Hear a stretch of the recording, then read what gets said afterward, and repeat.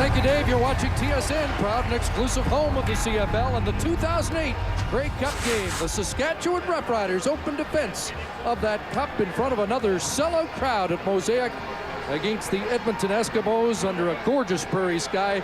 Weather temperature 23 degrees, a breeze from the north at 21 kilometers an hour. So a great night for football.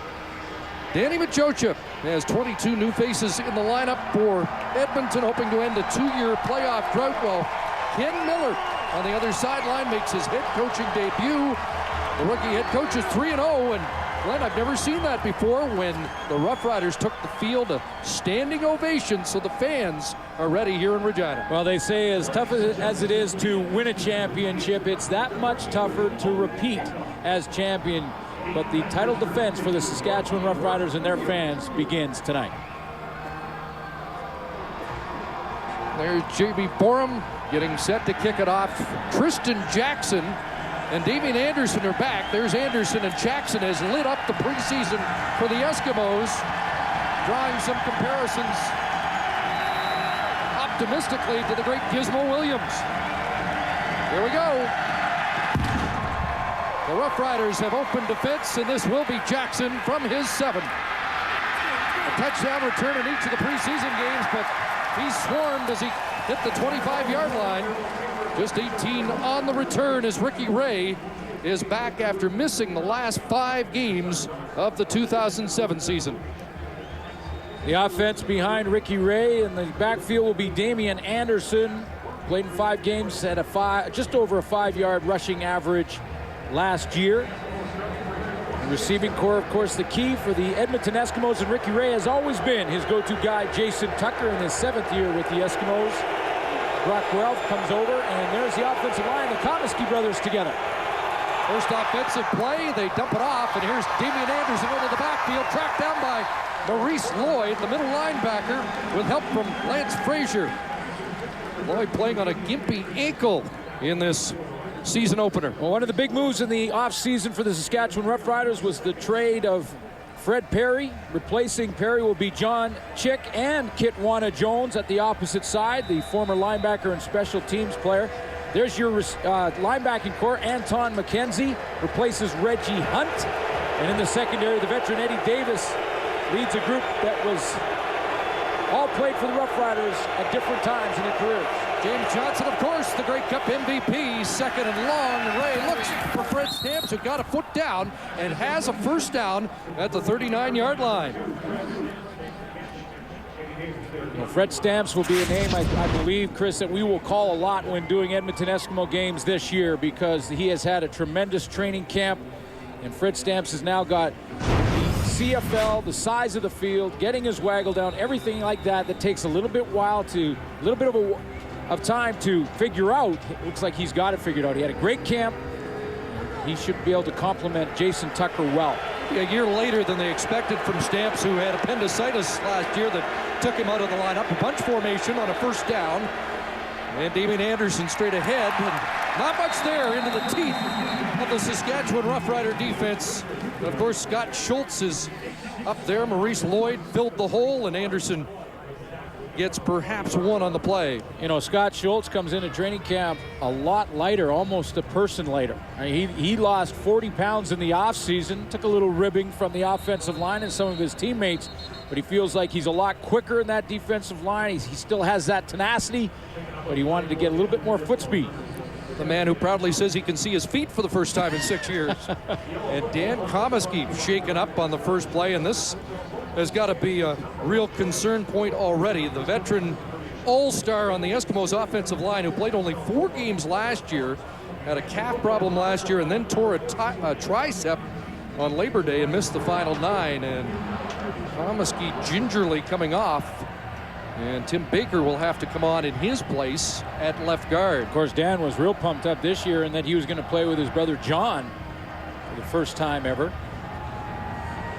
12-year vet, and the Eskimos are really excited about how they bolstered that offensive line and call it a major upgrade over last year in that position. Oh, without question. I think you look across the board with John Comiskey coming over. Garrick Jones was another addition. Then they have the depth, and Tim Baker and Joe McGrath across that board, Patrick Kabongo. I mean, this is a group, and Kabongo was that project that Danny Machoch has been working on for about 3 or 4 years, and it's really paying off. 2nd and 9 from the 40. Kelly Campbell is in the game, and he has great speed. Ray looks the other way, and Jason Tucker, as smooth as ever at the 51, has another Eskimo first down. Jason Tucker fought injuries all season long last year. He just did not get out of the gate. He played in 13 games. He had knee problems. He probably played a lot of games because that's the type of guy he is, and his mental toughness that he shouldn't have played in. 792 yards, but Jason Tucker, you know, he's a 1,300 yard guy, and he looks smooth on that route. He looks like he's back. What a marquee matchup there against Eddie Davis. But it's 11 for Tucker and a first down at the 51. Out of the gun, over the middle, and Fred Stamps on the crosser. And Stamps will be tracked down from behind by his old teammate Omar Morgan. But the Eskimos are moving the ball, and Ricky Ray 4 for 4 out of the chute. Crossing route there for Fred Stamps. He's just going to use his speed to come all the way across the middle, full speed, and just try and clear through the linebackers. And then Ricky Ray, it's a high percentage throw to just drop it in there. And it looks like in the first couple of throws of this game, with real reps in a real season game, Ricky Ray's shoulder looks pretty good. Of course, that was the talk all offseason as Ricky Ray rehabbed that passing arm. Said he had pain even as late as January, but now feeling good, looking good, and going back to work. 5 straight completions. And Calvin McCarty jolted out by Morgan. Another play by the former Eskimo. Now back on the corner for Saskatchewan. Well, things are going pretty good. Well, up and down, I should say, for the Edmonton Eskimos until this. And that was the hit against the Toronto Argonauts that put Ricky Ray on the shelf for the rest of the season. The pile driver. Yeah, absolutely. And you know, Ricky Ray, the all-star quarterback, and I think everybody across the league feels for the Edmonton Eskimos, if they can keep him on his feet, which is why they improved their offensive line in the offseason, they have as good a chance as anyone to take it all the way. 2nd and 5. Brock Ralph, the wide out to the wide side, and there is Campbell over the middle with the catch. The Eskimos saying prior to the game that Kelly Campbell is faster than Ed Hervey, who was as fast as anybody who's played in this game. Yeah, that's as fast as you can get. They were real high on him, a good training camp. Signed as a free agent in May. He's going to run the crossing route. Look at the accuracy on this throw. It looks like Ricky Ray's arm is back. I mean, if you ask Ricky Ray when he is healthy to throw the football and hit a tree, he'll ask you what leaf and can hit it. And he's off to a good start. Only perfect so far. 4 minutes in. First down, the Roughrider 25. Fake to Bertrand, now on the roll, and it's another completion to Fred Stamps. I talk about the accuracy of Ricky Ray. When you look at his numbers through his career, 21,000 yards, but what jumps out to me is the percentage. 66.8%. You've heard it many times, but a lot of teams, when they're just playing against air offensively, have trouble completing 50% of their passes. When you have defensive linemen bearing down on you, to be able to complete 67%, that's just truly amazing. Rick Warman, the new offensive coordinator, working with Ricky Ray. 9 for Stamps, so 2nd and 1. Jumbo team in. And Ray plunging ahead behind John Comiskey, Patrick Kabongo. You know, there's a lot of pressure on Danny Machoch, and he knows it. And I've heard a lot of the radio programs, a lot of the experts across the country talking about how much pressure he has. And I finally said, you know, Danny, I think I know what your answer is going to be, but I want to ask you, do you feel like there's more pressure on you this season than any other? And he said, absolutely. He said, there is no question. We have got to win and make the playoffs this year. I have no choice. People around him say almost more defiant. Yeah. And they like this team. I asked what weaknesses there might be, and he said, touch wood, I don't think we have any. Not much on that running play. First down, Damian Anderson. That's why, oh, sorry, Chris. Yeah, but that's why I you know, when you look at Ken Miller and the shoes now he has to fill in the fact that Ken Austin is no longer here, the Grey Cup champion head coach from a year ago. And when you look at these two teams, a lot of people are picking these two teams to be in the basement, fighting for that last playoff spot in the West Division. And both coaches, Ken Miller and Danny Machocha, very confident with their football teams. Very confident, not getting much respect so far. That's why they play the games. That's right. 2nd and 9, and the Eskimos extend the drive. 5 receivers out. Pressure on, underneath. Now Peterson the catch, and he'll be stopped short. Sean Lucas, the dime backer, makes sure Peterson didn't get away. And the Eskimos will have to settle for a 3-point attempt. About 3 or 4 plays ago, I showed you that crossing route from Fred Stamps, came all the way across. This time it was Kamal Peterson going the other way. The same guy in coverage on both of those plays was Sean Lucas. The first time Stamps got the edge on him, this time Lucas was ready for it. It went the opposite direction, but he was on the right shoulder of Kamal Peterson and holds him short. 17 years of Sean Fleming, and now Noel Prefontaine, acquired in a deal from the Argos, will try and give the Eskimos the lead, and the left footer puts it through. So a 7-minute drive to start, and the Eskimos strike first.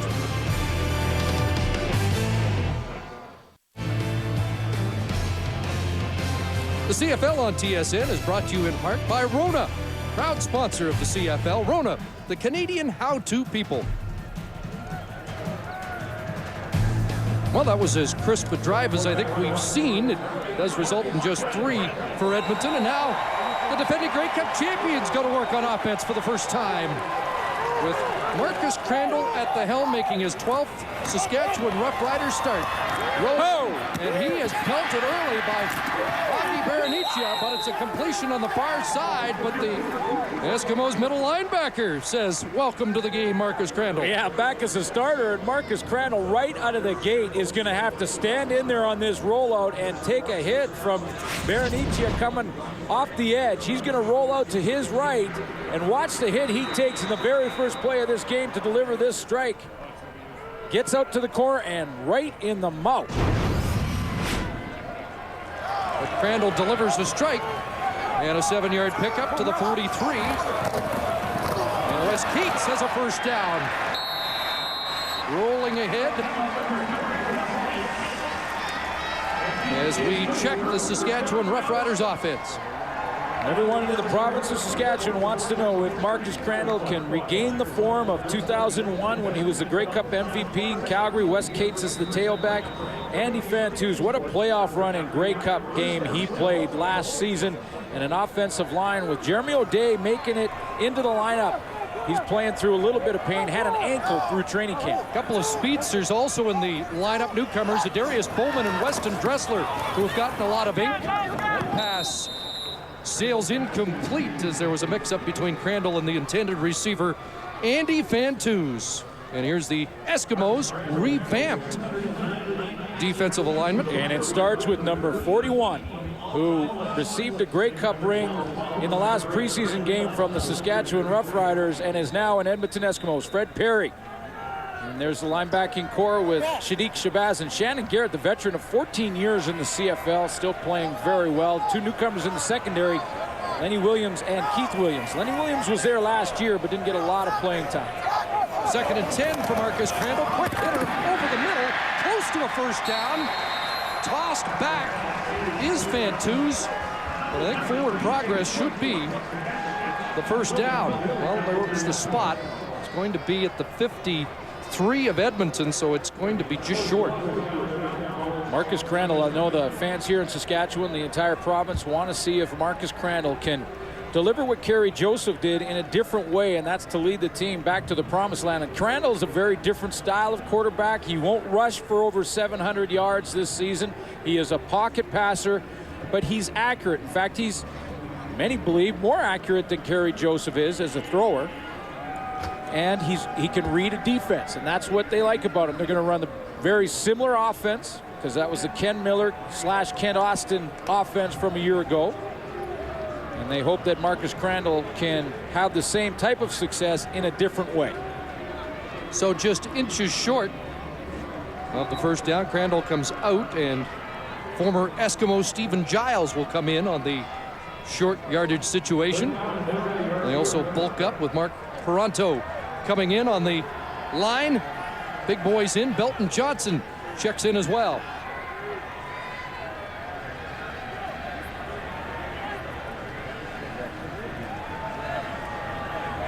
And the officials making sure everything's set. Andre Proulx in charge, and here's the third down gamble. And Giles with the push, didn't need much, and then should move the chains.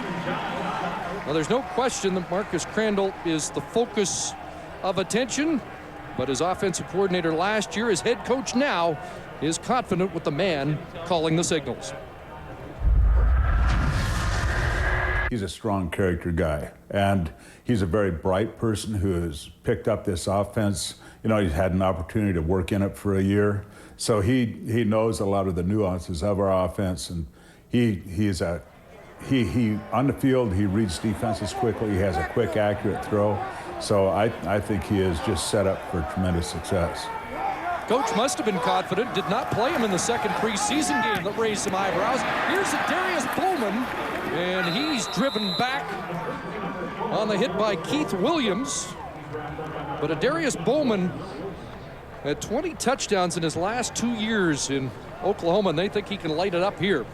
To get him on the outside, they got, of course, DJ Flick and Andy Fantus inside. That's the two veterans that Marcus Crandall will lead on. And you know, the one guy that I think can really help Crandall more than anybody is his tailback, Wes Cates. One of those utility backs that we just saw him scratch the surface last year. Pretty good first quarter here. Great drive by Edmonton, and now Saskatchewan marching 2nd and 4. Currently to Weston Dressler. Another one of those burners that Saskatchewan's added. In fact, Ken Miller said, guy with that kind of talent doesn't come into the league very often, so they hope that they can showcase his talents. Well, they want to get him in space. He's not a big receiver. He's not the kind of guy that you throw the ball up like a Matt Dominguez, who will be back in the lineup fairly shortly. He's only 5'7", but they want to get him out in space and let him try and shake and do a little dance out there, see if he can make some people miss. As recorded at 10-4, 100 meters. There's Cates lunging ahead. Only 2 Saskatchewan Roughrider running backs dressed for the game. Cates and Neil Hughes. Yeah, and Wes Cates, again, I just truly believe if the Riders are going to have success offensively, it really will revolve around Cates. They have the type of receivers that can get vertical. They have receivers that can play against zone in Andy Fantus and DJ Flick. But with Cates, he can catch the ball so well out of the backfield. He can run it also, and he can pick up the blocks if they're in the passing game. All around back, and he'd be the key. 2nd and 4, Flick out of the backfield, takes the swing pass. DJ Flick the first down, and more. DJ Flick touchdown.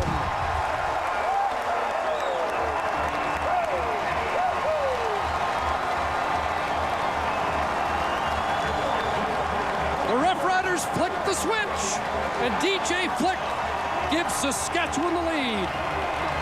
Well, DJ Flick had one of his best years, if not the best of his career in 2007. And he uses his speed, starts in the backfield right there. And as he comes outside, he's going to get a couple of big key blocks, one from Wes Cates and one from Andy Fantus. But watch the speed of DJ Flick as he gets around the corner. The blocking is set up absolutely perfectly, and he finds the corner of the end zone. Fred Perry almost got a mid on the pass, but Flick took it and rumbles for a touchdown.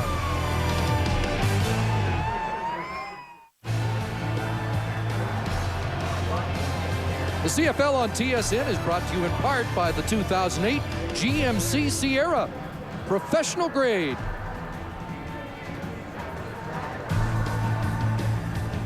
Well, sometimes it's all about a player making someone miss in the open field, a good individual effort. Sometimes it's about play calling. Sometimes it's about execution. That play executed to perfection by the Saskatchewan offense. Flick uses his speed, but he got a couple of big blocks. For him the kickoff, and here's Tristan Jackson. Trying to find a seam, but nothing there, and Kitwana Jones will finish him off at the 34-yard line. That's where Ricky Ray will go back to work. Well, we talked about the execution of that play. I want to show you who makes it and makes this play and shows his versatility. That's Wes Cates, number 20, as he's going to come out of the backfield and help DJ Flick get to the end zone in a big, big way. Cates comes around the corner, and there he is right there making that big block to get DJ Flick to the outside. That's the versatility of a Wes Cates. He also gets a block from Andy Fantus, 83, and gets that corner. Flick, who had 10 touchdowns last year, tied for the league lead. Just 2 drives in the game so far, and William Anderson hauled down. Kitwana Jones with the tackle. Well, I'll tell you, this is what he does. He can carry the ball, and he can do a lot. He can carry the ball, he can catch the ball, and he can make the key block. This is designed to have him as a target initially. If Marcus Crandall doesn't like it, he goes to DJ Flick. A nice block in the open field. And DJ Flick's untouched, and he's looking like is he faster this year? I think DJ Flick looked a little faster this year. Roughriders have a little spring in their step, I think. They do. Edmonton having trouble getting a running game established. They were last year in run, and they're working against the top run defense, and that pass intended for Kelly Campbell, and Lance Frazier got a hand on it, breaking it up, and it's 2 and out for the Eskimos on their second possession. A lot of the big names here in Saskatchewan were moved. That was a lot of the talk in the offseason. Of course, the most outstanding player in Kerry Joseph moved. But when you look at the core of this team, including their secondary, with Lance Frazier, who just made that play, Eddie Davis, the core of this team is back in Saskatchewan. I think it's been misrepresented a little that there have been so many changes. There haven't been many changes. There have just been a few significant changes. Here's Weston Dressler, and he is swarmed as he crosses the 25 up to the 29-yard line. He'll step out, 7-3 Roughriders.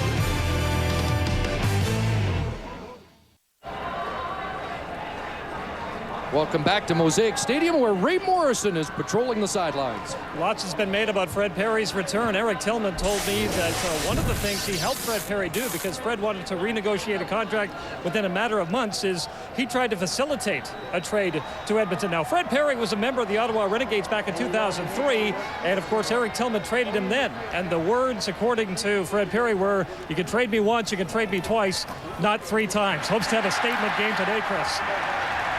Speaking of 3, number 3, DJ Flick with another catch.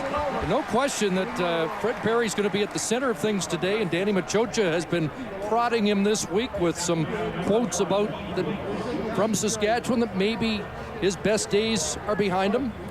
And it seems to be working. I mean, he was asked what he thought about getting after Marcus Crandall in this game, and he said, I've got nothing to say to Marcus Crandall, and he's got nothing to say to me. And then he went on to suggest that Marcus Crandall wasn't his favorite person in the world, and that he was looking forward. Of course, his coach is loving this, because he's had some fighting words. Now he's got to back him up and get after the quarterback, but he certainly has the capability. And Fred Perry's numbers as a Saskatchewan Roughrider speak for themselves. All CFL the last 2 years. He's already got some good scars on the helmet, so you know he's been banging heads early on, but the two, between Crandall and Fred Perry, had a business together off the football field and away from football here in the city of Regina that didn't go very well. So the animosity between the two of them goes beyond the football field.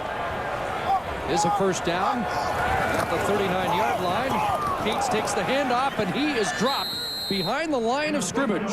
Sadiq Shabazz stepping up, and along with Jim Davis, part of a new front 4 for the Eskimos that's All-American. Yeah, and you take the last 3 seasons for Fred Perry, the leader on that defensive line. Look at that, 33 sacks and the 159 tackles. That's high for a defensive lineman, because like Matt Dunnigan said before the show, that Fred Perry has that ability to run down backside plays. From the backside, he can catch a running back to the play side of an offense as good as anybody in the league, and that's the quickness that Fred Perry brings. They will cut him loose, too. They won't always ask him to have a responsibility. Second down, 12. Long out, and Corey Grant can't pull that down. On the final play of a good first quarter here at Mosaic Stadium, the defending Grey Cup champions with the lead.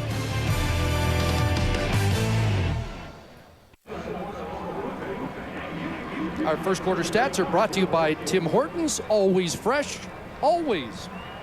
Pretty good balance in the time of possession. What I like about this game and the start of this football game is that the offenses seem to be on track. A couple of good sustained drives by both teams. In fact, the first one for Saskatchewan ended in a touchdown by DJ Flick and a field goal for the Eskimos in what was a good drive as well. Eskimos took about 7 minutes, drove, settled for 3, and then 5 minutes on the answer by Saskatchewan, and they get DJ Flick into the end zone, and so far so good for Marcus Crandall, and Ricky Ray is Ricky Ray. Yeah, and we'll watch that matchup between Fred Perry and Marcus Crandall, although Fred Perry has to get through the offensive line before he gets to Crandall. But I agree with you on Crandall. You know, there's been a lot of speculation. He didn't take a lot of reps in the preseason either, and a lot of fans want to see, can this guy get it done? So far, he's come out and looked like he has good command of this offense.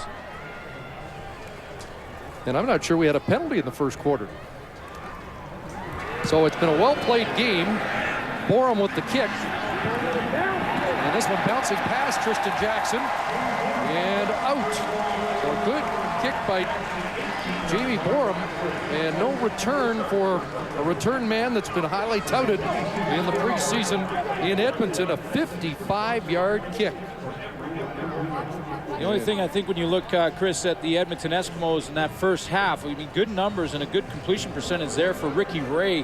The one thing I'm sure they'd like to improve on, though, is their running game a little bit. Real high on Damian Anderson, and they just really haven't been able to get anything going along the ground. And especially for pocket passers, balancing your offense is so important. Well, again, they were number 8 ranked on the ground last year against the number 1 run defense of the Roughriders, who allowed just 82.7 yards a game on the ground all of last season. And now Edmonton doing it without Dan Comiskey. There's Kamal Peterson, his second catch. And Sean Lucas there with support from Eddie Davis.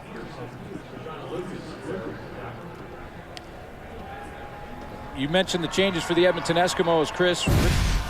Jason Moss, the backup quarterback, one. We talked about Fred Perry. We haven't got to Jordan Younger yet, but that's a huge upgrade, and that's a big acquisition in the offseason. Noel Prefontaine, of course, and Jason Moss and Dario Romero. Those two at the bottom are key acquisitions, one on defensive line. And how about his old buddy, Jason Moss, to be back with Ricky Ray? Moss is in his comfort zone, and it helps Ray in a big way to have him on the bench. Well, 4 of those returning players, as Ricky Ray plunges ahead, were Eskimos before and have been reacquired. Moss, Ralph, Perry, and Romero. And, you know, Jason Moss, I know when you think back of the Jason Moss of the Hamilton days, you think that a lot of people were saying that, you know, Jason Moss's days were pretty much at the end. And I would disagree with that, because he had a tremendous preseason. His health issues are way behind him now. He's back in his comfort zone and back in the city that he loves to play in, and back with his good friend, Ricky Ray. I mean, all that adds up to a good preseason and a very reliable backup quarterback for the Edmonton Eskimos. Scouting report, the arm is alive again, and he has got plenty on the ball. Here's Tucker. That ball skipped into his hands at the 50-yard line. Well, they're going to call it a catch. Thought that one hit the ground. Let's take another look at it. Ricky Ray has had time to throw the football as the Saskatchewan Roughriders roll their coverage the opposite direction, and Tucker goes down. Tough to tell from that angle, but he looks like he got his arms under. And remember, we've seen already in week 1 how the slight change to the interpretation of what is a catch and what isn't has really swung. The pendulum has swung the opposite direction now, and they're erring on the side of the receivers. No challenge. Some of the fans here, I think, wanted one, and Ray under pressure sidearmed it away, incomplete. Mullender and Schultz, the inside guys, turning the heat up on Ricky Ray. Let's go back to that Tucker catch. You're right, Chris. I think a lot of the fans were hoping for a Ken Miller to possibly challenge whether or not this was a catch. That's a different angle of it, but it looks like Tucker got his hands underneath that. That ball never ever touched the turf, and boy, last night in Winnipeg, we saw one that did touch the turf that was ruled a catch. So if that one was, then that Tucker catch was definitely. No question about it. Good call. 2nd and 10, Edmonton. And Ray guns this and has another completion. And there's a catch for Brock Ralph, who returns to Edmonton after 2.5 years in Hamilton. 50 catches last year to lead the Tiger Cats. You know, Brock Ralph has had his critics in the Canadian Football League through the last couple of years with his years in Hamilton. And, you know, if Brock Ralph is going to have a breakout season, maybe his best chance is here in Edmonton with a quarterback like Ricky Ray. And the reason I make this comment is simply because I watched how Kamal Peterson broke away from his critics here in Edmonton when a little of the pressure was taken off him and he was just asked to be another receiver. 1st and 10, the Eskimos have driven into Saskatchewan territory. Ray in trouble, the ball comes loose. Looks like the Eskimos get back on it.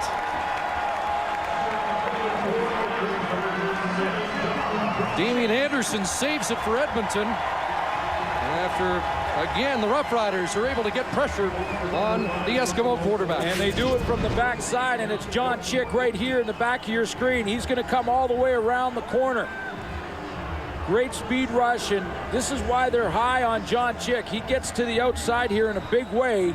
Ricky Ray never sees it coming because it's the backside, but this is why Eric Tillman thought it was okay to get rid of Fred Perry. He knew he had John Chick in the waiting, and they're going to play Kitwana Jones at the rush end also. 2nd and 14, John Chick had 2 quarterback sacks in the Western Final against the Lions. Ray in some trouble again, avoids one, still on his feet. Kitwana Jones couldn't bring him down. The first penalty marker of the game is on the turf as Ricky Ray throws it incomplete. Showing you his escapability, and let's see what the call is. Not in the vicinity of holding.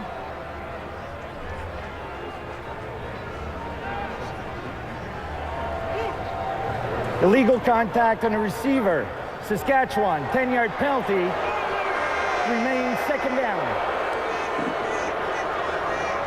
Don't get a culprit, but it is a 10-yard penalty. It'll be 2nd down over, and now 4 yards to go.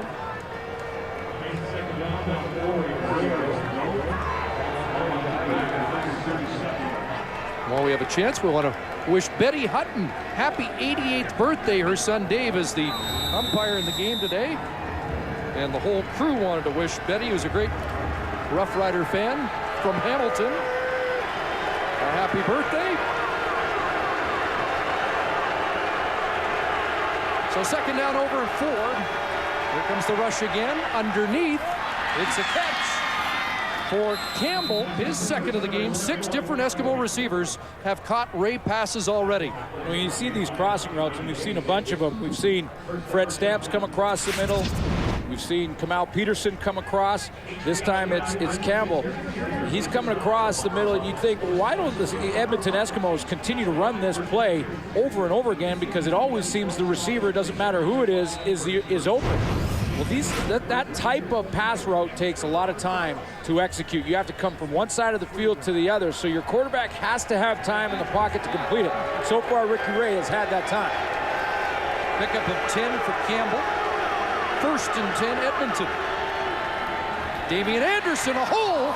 Damian Anderson with his first big run, thundering to the Saskatchewan 10-yard line. Well, sometimes the run sets up the pass, and sometimes it's the opposite. There's Damian Anderson right there in the backfield, and watch the hole open up as the Saskatchewan Roughriders defense has been thinking pass, quick passing game, and what a crease opened up for him to hit. Wide open hole, no one but safety Scott Gordon there to try and help out and make the tackle. And finally, the running game for the Edmonton Eskimos gets on track. Just 2 game starts for Anderson last year, a 16-yard run, and this the 10th play of the drive. Eskimos 1st and 10 from the 11. Back to Anderson. Tough run down to the 7-yard line. Sean Lucas there to finish it off. 4-5 for Anderson, who had over 2,000 yards rushing in his junior year at Northwestern and was 5th in Heisman Trophy balloting.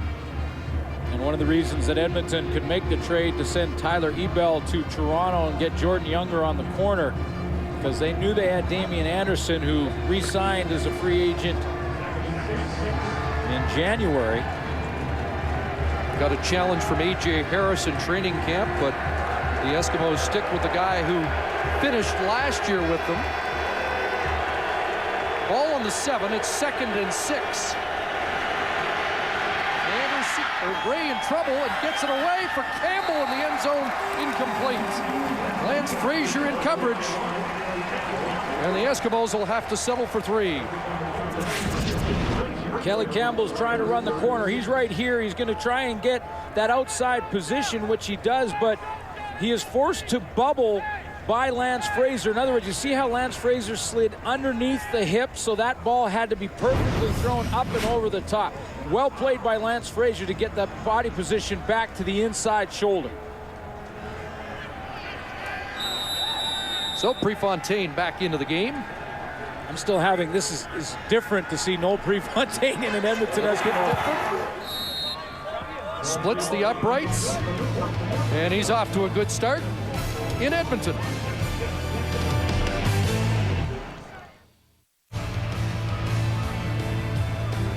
Closed captioning of the CFL on TSN is brought to you by Sport Check.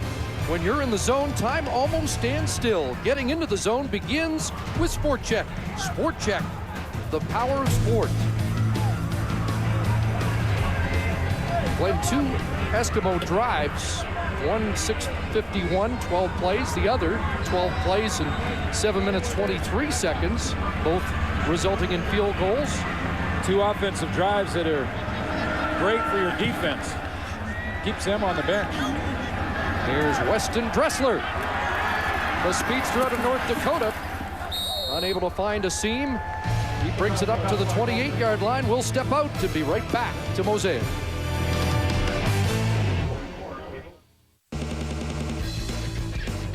Time to play Safeway $1 Million Touchdown to Win. Get a bonus entry when you buy any participating product, including Mott's Clamato Juice and Garden Vegetable Cocktail. Get in the game at Safeway. You have 2 choices. A double cheeseburger made with fresh beef that's never been frozen, or, never mind. Introducing Wendy's Hot and Juicy Stack Attack Combo. It's way delicious. It's Wendy's.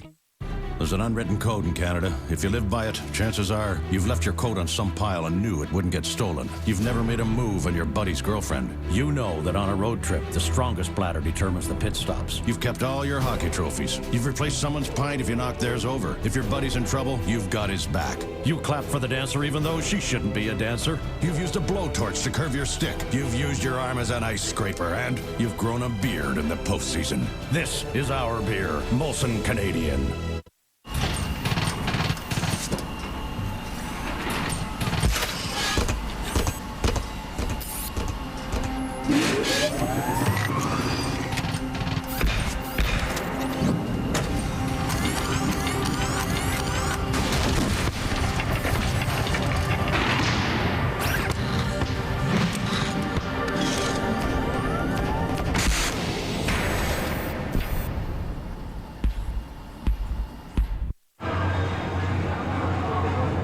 A look at the rookie head coach of the Saskatchewan Roughriders coming up at halftime. Brian Williams will talk to last year's rookie head coach that led Saskatchewan to the Grey Cup. Brian traveled to Mississippi, and we'll hear his interview with Kent Austin coming up at halftime. You know, a lot of people were wondering about this hire as well, like they were last year when Eric Tillman went with Kent Austin, which I knew as a guy who played it with Kent Austin for so many years was a great hire. And people don't know that Ken Miller last year called the offense. Not Ken Austin. Sorry. How's this? Marcus Crandall goes to work. Wes Cates left side finds a hole up to the 35-yard line. And how about the rookie head coaches? Mark Tressman wins his first game. Then John Huffnagel. Stampeders looked impressive. Rich Stubler got it done last night. Now Ken Miller trying to make it a perfect sweep of head coaching debuts. Last year, by about Labor Day, the people of this province were calling Ken Austin a rock star because he was 12. I don't think Ken Miller's going to be a rock star. Well, that's not what I'm sure what they'll use to describe Ken Miller. He has a different approach, but the same offense and a guy that called the offense last year. 2nd and 3, one back.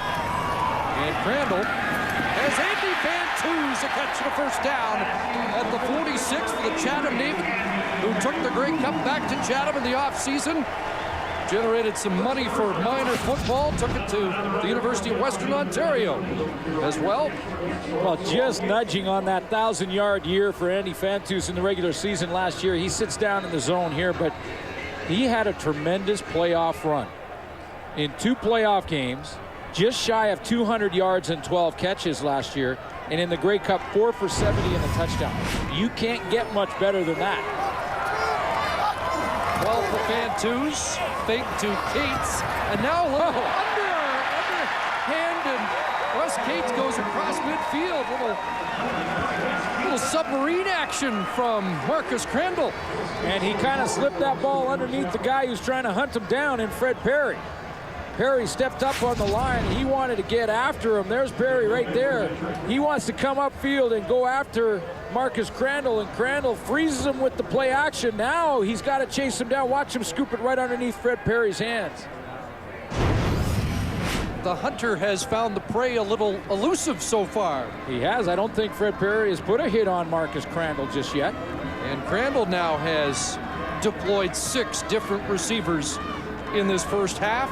Has another first down, 5:41 left, first half. I'll say this about Fred Perry, though, as much as he's had the fighting words going, and I know he wants to have a good game here this evening, he could have taken an extra step and a cheap shot in that situation after the ball was gone. Good discipline from Fred Perry to pull up and not do that. So first and 10. The ball just inside Edmonton territory. Again, one back, and Cates in motion. Crandall looks the other way, and Darius Bowman hit immediately. Not much there as Keith Williams brings him down. Well, we've mentioned Fred Perry's been stoked this week by the Edmonton coaching staff. He doesn't like the circumstances of his departure from Saskatchewan. I believe I'm gonna make a statement, a big statement. You know, the terms I left on, like the stuff that was being said, wasn't even true, nowhere close true. You know, and I'm coming in to prove my point. You know, they say I was too old here, and you know, and this and that. But I'm gonna prove them wrong. Here's Crandall airing it out, looking for Fantus, but it's picked off. Intercepted by Jonte Buell on the corner. First turnover of the game goes to the Eskimos as Crandall throws the pick.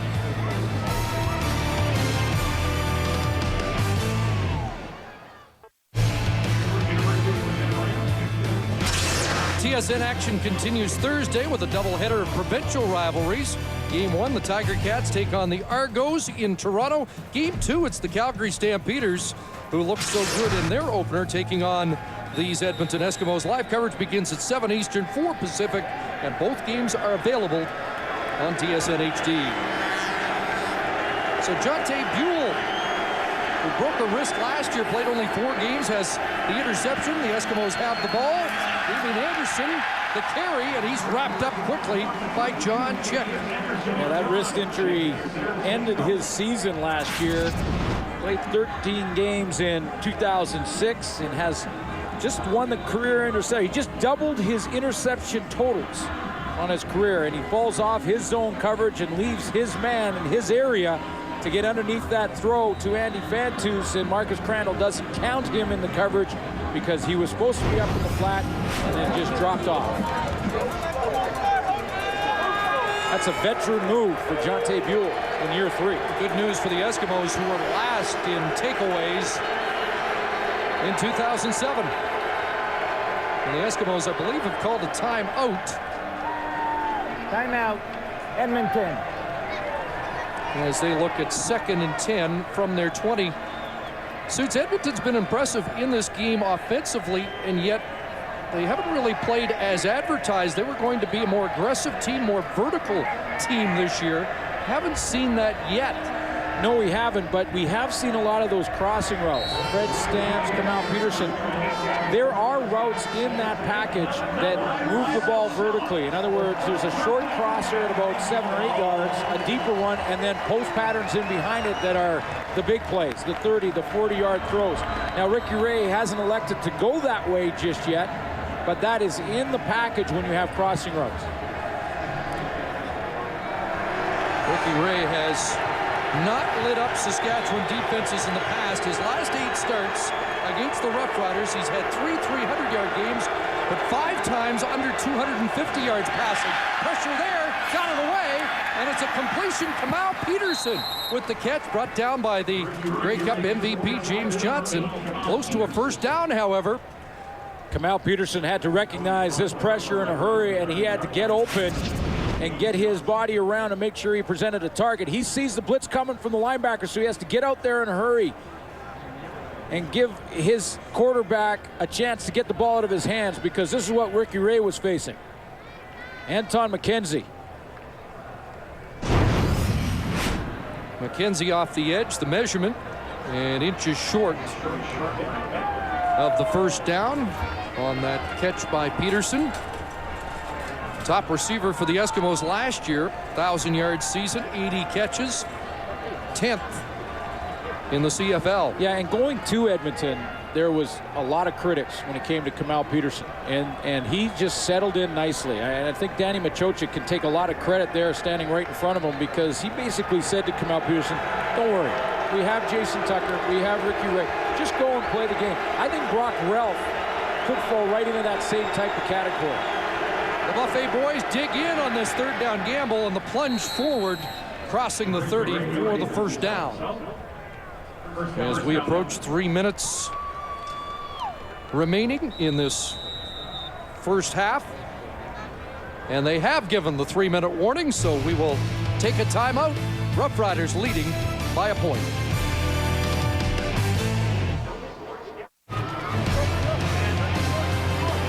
3 minutes left in a well-played first half. Then we'll check in with Wendy's at the half. Boy, I thought that panel discussion before the game about Kerry Joseph was outstanding, and you know that's been a water cooler topic all winter long here in Saskatchewan. Let's see what the boys say about this first half that has seen Ricky Ray firing footballs at 82% efficiency. 1st and 10 from his own 30. Has time, and then overthrows Brock Ralph, who was coming back to the football. James Johnson was the cover man, and boy, did he put a show on last November. Well, how about getting to the Grey Cup Championship in his 2nd year in the Canadian Football League, and he's playing against backup Ryan Dinwiddie, and had an interception, but he wasn't done there. He had a couple of others. In fact, James Johnson with 3 picks in the championship game, played in Toronto, a Grey Cup record, and there is your Grey Cup MVP from 2007. He knows what big games are all about. 5 postseason games for James Johnson, 5 interceptions. Ray the long out in the James Johnson territory. What a risky business that is. Incomplete, intended for Fred Stamps. James Johnson, just as we were queuing him up, almost added to his interception totals. Apparently Ricky Ray didn't watch the Grey Cup. And Ricky Ray adjusted his throwing motion here so that ball sails high, because had he thrown that on a line, I tell you what, James Johnson, middle of your screen, is gone the other way for a touchdown. It was up high, so he played the man and played it safe, but Johnson had a better chance than Stamps. Prefontaine the punt, and the other 7 on the field. Weston Dressler's got it. He's the guy with great speed, and he turns the corner. Dressler up across the 50-yard line and out at the 53 at the Eskimo bench. A 50-yard Prefontaine boot, but 22 on the return for Weston Dressler. And apparently a big contingent of family and friends from Bismarck, North Dakota made the trip to watch his CFL debut. There's Marcus Crandall at 75% in this first half. Just the one mistake when he didn't see Jonte Buell fall off, and that one interception. Beyond that, not a bad half a play for Marcus Crandall. Feels like it should be a higher scoring first half with these offenses.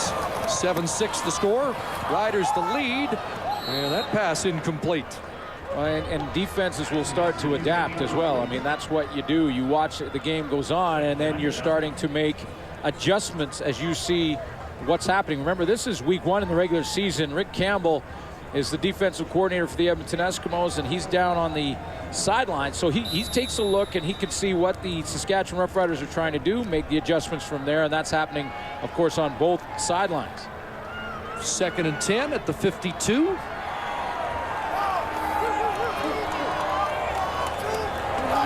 Gates out of the backfield. 6 receivers in the set, and that one over the head of the 5'7" intended target, Dressler. And by the way, Rick Campbell asked me a special favor, and I have no problem. Molly's a good friend. His sister Molly has been in the hospital, works for the Edmonton Eskimo organization. He's having a couple of rough days, but Rick knows that she'll be well, but he just wanted to say that he's thinking about his sister Molly in the hospital back at Edmonton. And everybody at TSN feels the same way. Look forward to seeing her at Commonwealth Stadium in the weeks ahead. So the Eskimos are going to get the ball back with just over 2 minutes remaining. Borum with the punt. And this one is out of bounds, so that's a flag, or it's inside the 20, so it's a good kick if they do spot it there. But now they're bringing it out. It will be a flag. They're ruling it out at the 22-yard line. And it's only by 2 yards. That's a tough thing for the officials to judge, because what they do is they have the official that lines up behind the punter, and he is trying to line up with the official down on the sideline, and he just keeps telling him, the angle I got, you keep moving, you keep walking, you keep walking. If that punt goes out of bounds inside the 20, it's not a penalty. You're allowed to kick it out of bounds inside the 20. What you can't do is anywhere above that. So there's the official down at the bottom there. He's right there. Now watch, he's looking at the angle of the other official behind the punter. He's going to keep coming, and he's saying you got to come a few more steps. And it turns into be a chance for illegal putt, out of bounds, Saskatchewan number 30. This is a 10-yard penalty. We'll repeat, 3rd down. So they get the 10 yards, but maybe more importantly is that now the Saskatchewan Roughriders have a tired cover team that has to line up and go again. And they also the Eskimos want to give Tristan Jackson that chance to break one. Again, he had a punt return or kick return touchdown in each of the preseason games, one in the controlled scrimmage as well, 3 last year in college, and he played some games last year with 2 broken wrists and was still returning. That one boomed, and there is Jackson. Can't beat the first wave. How about that for cover? LaRon Mitchell, the former Toronto Argonaut. He comes over for Jamal Robertson, who made some noise in Winnipeg last night, and LaRon Mitchell doing what Saskatchewan hoped he'd do. You can't emphasize how big of a play that is. I mean, that could have turned into terrible field position for Saskatchewan after the penalty. And great downfield coverage there by LaRon Mitchell. I mean, that is about 10 yards short of where they were the first time after the punt. It was on the 22-yard line. Now Ricky Ray takes over just inside the 15. Great downfield coverage. Those special teams guys don't get talked about enough. And we better mention that was a 53-yarder by Jamie Borum to boot. So the Eskimos have the ball, 1:59 to go here in the first half. No timeouts left, and that pass off the fingertips of Kamal Peterson. It will be 2nd and 10. And a reminder to tune in to TSN tomorrow for the Euro 2008 final. Germany and Spain clashing with live coverage beginning at 2 o'clock Eastern, 11 Pacific, and it's available on TSN HD.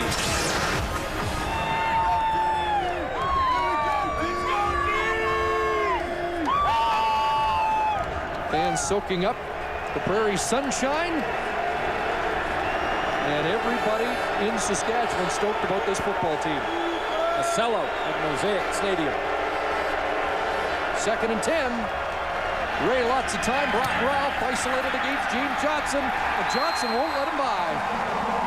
Dropped right at the line of scrimmage. Flashing those Grey Cup MVP credentials again. And there is a lot of room. That James Johnson made that look easy, but when you throw that outside play, and that's the wide side of the field, the corners are on the island out there. They have about 4 or 5 steamboats before they get any help from a friend. And James Johnson right there perfect position. He allows Brock Ralph to take a step outside, who, by the way, has breakaway speed. That's the one thing that Brock Ralph, everybody knows that he can run. But what an open field tackle by James Johnson.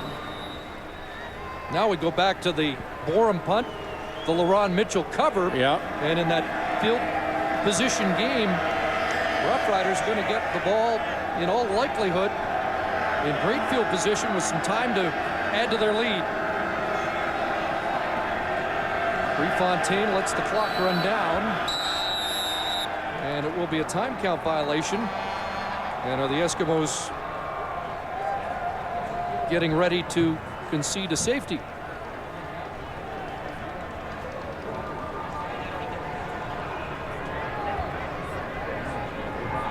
We had a contentious safety last night. I'm sure Time that'll count be violation. Edmonton number 7. Half the distance to goal line. Third down repeated. Timer. Okay. Clock should read 1:28. That has to be the plan by Danny Machocha. I'm sure that decision by Doug Barry will be and has been debated in Winnipeg over the next few days. Different circumstances that late in the game to give the Argos the lead. This still first half in a 1-point game. Not a lot of wind, but what's there looks like it's in Noel Prefontaine's face. But clearly this was the idea from the get-go from Danny Machocha. And so Prefontaine will, as eat up a few extra seconds. James Johnson will push him out as the Roughriders now have a 3-point lead on the safety conceded by Danny Machocha's Eskimos. What this decision really does, especially early in the game, is it takes a little pressure off your defense. You can, now you put your kickoff team out there, or if Saskatchewan takes the ball, which they will, now your defense is playing with lots of field behind them as the half comes to an end. Pretty well played half, I think, overall, Chris, when you think about the offenses, the lack of penalties. There hasn't been offside procedures, which you often see early in the year. Both Ken Miller and Danny Machocha have their teams prepared. It almost feels like it should be a higher scoring game. Yeah, and these are two teams that haven't got a lot of love in the preseason speculation. So how about none? Yeah, so pretty good first half for both. At the 35, Wes Cates tries the left side, nothing doing. Fred Perry to finish it off, but Jim Davis was there. Montez Murphy as well. I was hoping to see Brandon Guillory, who did not make the trip, but has made the Eskimos after that very scary injury in the preseason of 2007. Yeah, Montez Murphy in for him for this one. And it's Brandon Guillory's birthday as he watches and looks forward to getting in this Eskimo lineup. Crandall under pressure, and that one is picked off. Second interception of this first half, and there's the ball hawk, the new safety. They call him the Rover in Edmonton, Jason Goss, who led the Eskimos last year with 5, and now suddenly things have changed. It's the Eskimos with the football in good field position with 1:01 on the clock. That's interesting when you look. There's Jason Goss right there in the middle of your screen. He's the safety, and often the quarterbacks almost on every passing play are going to check to see where the safety is and where he's lined up. He hid in behind the umpire a little bit, and Jason Goss comes up with an interception. Marcus Crano would like to have that on a string and pull it back, because he didn't look at the safety at all. So Goss in a new position, moving from the halfback to safety spot. The Eskimos have 2 interceptions and the football at the Roughrider 40. 6 receivers out. Gray with time. Underneath it goes. Peterson bounces off first contact and is dropped at the 34. He has 6. 2007, Jason Goss, as you mentioned, Chris, a halfback in the secondary. And look at his career totals, 14 interceptions, 7 last year. He has a couple of touchdowns, so he becomes, look at the touchdown column, as a matter of fact, in every season. Becomes an offensive player as soon as he gets his hands on the ball, much like a Byron Parker in Toronto. Marked at the 33, so 7 for Peterson. Damian Anderson, 2nd and 3, drops the ball. Who got back on it? a fight for it. Anderson would have had the first down, but as Kitwana Jones got the ball.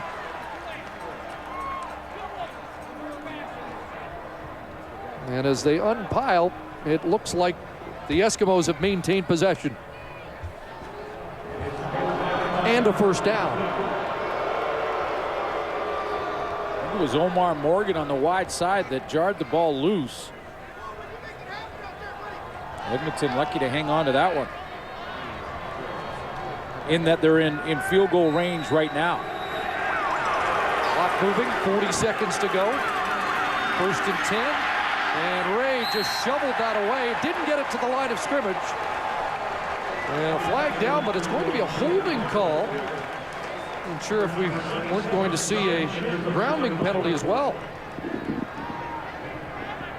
John Chick was the guy who tackles Ricky Ray from behind. I'm not sure if that ball went across the line of scrimmage. If it did. Holding. Edmonton number 64. 10-yard penalty. Still first down. It's Tim Baker in for the injured Dan Comiskey. It was more of a shot put from Ricky Ray under duress. Well, he knew he was going down. Couldn't get his body around because of where the rush was coming from, so he had to just try and get it out of his hand. Ronald Williams, a reserve linebacker, has checked in. 1st and 20. At the 38. 4 receivers wide side. 1 setback and pressure. And Ray throws that one away. That one almost didn't get back to the line of scrimmage. And Omar Morgan looking for a penalty flag. The formation had most of the Edmonton Eskimos receivers to the wide side of the field, and the only guy left on the backside was Fred Stamps. They were trying to set up a screen where Stamps was going to come down and then look for a block, and I believe the screen was trying to be set up to Calvin McCarty to the outside. McCarty never got out of there. And the ball, no target for Ricky Ray. Suddenly the defenses have stiffened. Ricky Ray, 1 of his last 6, and Marcus Crandall 0 for his last 4, including 2 interceptions. So 2nd and 20. Less than a half minute to go. Draw play. Anderson barreling back across the 30, and he'll dive forward to the 26 to give Prefontaine a better field goal look. Boy, that was some kind of collision. And believe me, those ones hurt more than the ones that the guys are flying through the air. As Anton McKenzie had to close from a long way away. He gets a deep, deep drop. Number 42 in the middle of the screen. He closes in a solid hit.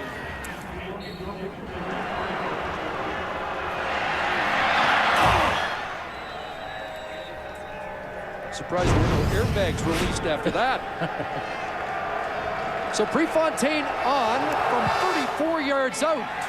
And he misses to the left, and here's Dressler trying to get it out. Weston Dressler won't. Stopped in the end zone, and that's a single point for the Eskimos on a good tackle by Justin Cooper. So the rookie helped produce a single point. Cooper, the Red Deer product, University of Manitoba, and an Eskimo 3rd-round draft choice who can celebrate here in his CFL debut. Man, that was real wide by Noel Prefontaine. Uncharacteristic for him. He really pushed that one. I'm wondering if off the edge, James Johnson, he distracted him off the edge. Johnson is right there, and he gets a good jump getting into the backfield and just distracted him a little bit because he's going in the water. He's reloading and hitting 3 off the tee after that shot. Definitely OB, and knowing the way Noel golfs, he doesn't hit many OB. No. He didn't make contact on that one. So the Roughriders are going to let the clock run out. A knee from Crandall and a well-played first half. 9-7. The Saskatchewan Roughriders have the lead. Coming up at halftime, Brian Williams in conversation with former Saskatchewan Roughrider head coach Ken Austin. A good one here at Mosaic Stadium.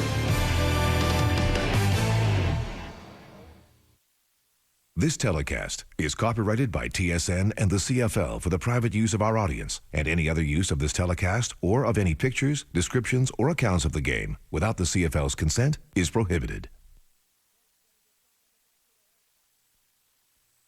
Live at the Half is brought to you by Rona, proud sponsor of the CFL. Rona, the Canadian how-to people. And welcome back to the CFL on TSN. Dave Randorf with you in our CFL studio. So far, so good for Ken Miller, the new head coach of the Saskatchewan Roughriders. He's got a 9-7 lead. He takes over from Kent Austin, who was the coach of the year a year ago and left to go down to the U.S. college ranks. For more on that, we take you back out to Mosaic Stadium, and there is Brian Williams standing by live. Hi again, Brian. Hi again, Dave. It is rare indeed that a coach wins the Grey Cup and then resigns, and if it happens, it's usually to go to the National Football League. Remember Marv Levy in Montreal to the Kansas City Chiefs, Hugh Campbell in Edmonton to the old Houston Oilers. Well, this year, Kent Austin resigned to go to the University of Mississippi, not as the head coach, but as the offensive coordinator. I recently traveled down to the campus of the University of Mississippi in Oxford, a great location, beautiful facility, to talk with Kent Austin. I don't make decisions based on money. Money's important, I get that. But ultimately, I don't make a decision. As a matter of fact, if it were based on money, I'd be staying here. It's been 5 months since Kent Austin shocked the CFL and Saskatchewan fans, resigning as head coach of the Roughriders to accept a position as offensive coordinator with the University of Mississippi. The Ole Miss alum does not regret his decision. When you're an American in the Deep South, there's a different meaning that you have and a different feeling that you have about the university, and there's a loyalty there that's hard to understand if you haven't experienced it and gone through it. So I'm pretty excited to be back, and it's a great opportunity for me. There's the handoff, Forte Gibson. He scored! He scored! He scored! Ole Miss football stretches back some 115 years and has produced some great stars, including quarterbacks Archie Manning and his son, the Super Bowl MVP Eli Manning, and of course, Austin himself. You talked about coming home. This was home to you. You left with 12 records. 6 of those you broke belonged to Archie Manning. Yeah, well, you probably shouldn't talk about me in the same sentence with Archie Manning. It was just a wonderful experience. You know, this place, I've never met a player that played at this university and for the Ole Miss Rebels that didn't leave with a genuine affection and almost a drawing card to come back. Austin may have decided to come home, but I'll tell you, making the decision and leaving Saskatchewan was extremely difficult. When you offered him the job, what did he say to you? He said a couple of things. The one thing that deep down inside, I really felt like he wanted to come, but you know, he has a tremendous love. He was torn, wasn't he? He was really torn. He was really torn, and he loved his players, loved the organization, loved Canada, loved everything about what they just got to accomplish. We felt like we were now headed in the right direction. We were able to win the Grey Cup, which was always a bonus, but it was more than that. It was putting the program and the organization on the right track for long-term success. And when you build that and put so much into it, it's hard to leave, especially when you're around a lot of good people. 1989, you win a Grey Cup. As a quarterback, you leave. You're the most hated man in Saskatchewan. You win a Grey Cup as a coach, you leave, and the people seem to understand. What's the difference? The people in Saskatchewan get more than any other community in Canada the value of home. I think it means something to them at a deeper level. So they understand you are coming home? Yeah, I think that's what it was, and they respected that. You know, they knew this wasn't a move to go coach at USC or whatever. This was going back home to the Deep South, to a culture that we were from, we understood, that we loved very much, and that's why I think it went the way that it did. It's your final day in Regina. Do you remember your thoughts as the plane took off and you left Saskatchewan behind? I was excited about the opportunity to come down here, but I was also sad, you know, on a lot of levels. Had a lot of strong relationships there, both within the club and outside of the club, and that was difficult. But when I look back at what we accomplished, the ride that we had, all of the great experiences throughout the year, the Thunder Bowl and all the stuff, the Labor Day game when we carried Clifton for the game-winning touchdown. You know, all of those things, going into BC and winning the Western Final when we were big underdogs, and you know, hosting our first home playoff game in so many years. All of those things are something that are as real to me now as when they happened, and I'll never forget those moments. And like I said, it was the most memorable year in football I've ever had. You know, we talked about the value of going home and the fact the people in this province of Saskatchewan understand this. Eric Tillman was live on the pregame show. David, he is an alumnus of the University of Mississippi. He understands that, and that's why he let Kent Austin go. And he said that Kent Austin left more than $100,000 on the table here in Regina. Kent Austin, now the O coordinator at the University of Mississippi, as we return to the studio. Thanks very much, Brian. You know, a great report, and I'm watching these two guys, Schultze and Matt, who you played at Arizona, you played at Louisiana Tech. Can you relate to those emotions that are stirred up by going back down there? Oh, 100%. You have to understand, alumni is a huge emotional draw for you. If I ever got back into the coaching, I would go right back to University of Arizona. It's family, isn't it, Schultze? He's going back to family, and you know, you can't beat that. You know, there's no price tag for family, and Kent just told us that. Well, right now the family, the head of the family in Regina is Ken Miller, and Ken Miller's got a 2-point lead. There's only one touchdown in this football game so far tonight. It came from DJ Flick, who took a flick of a pass and then took it 33 yards, 10 touchdowns last season. There's his first, 9-7.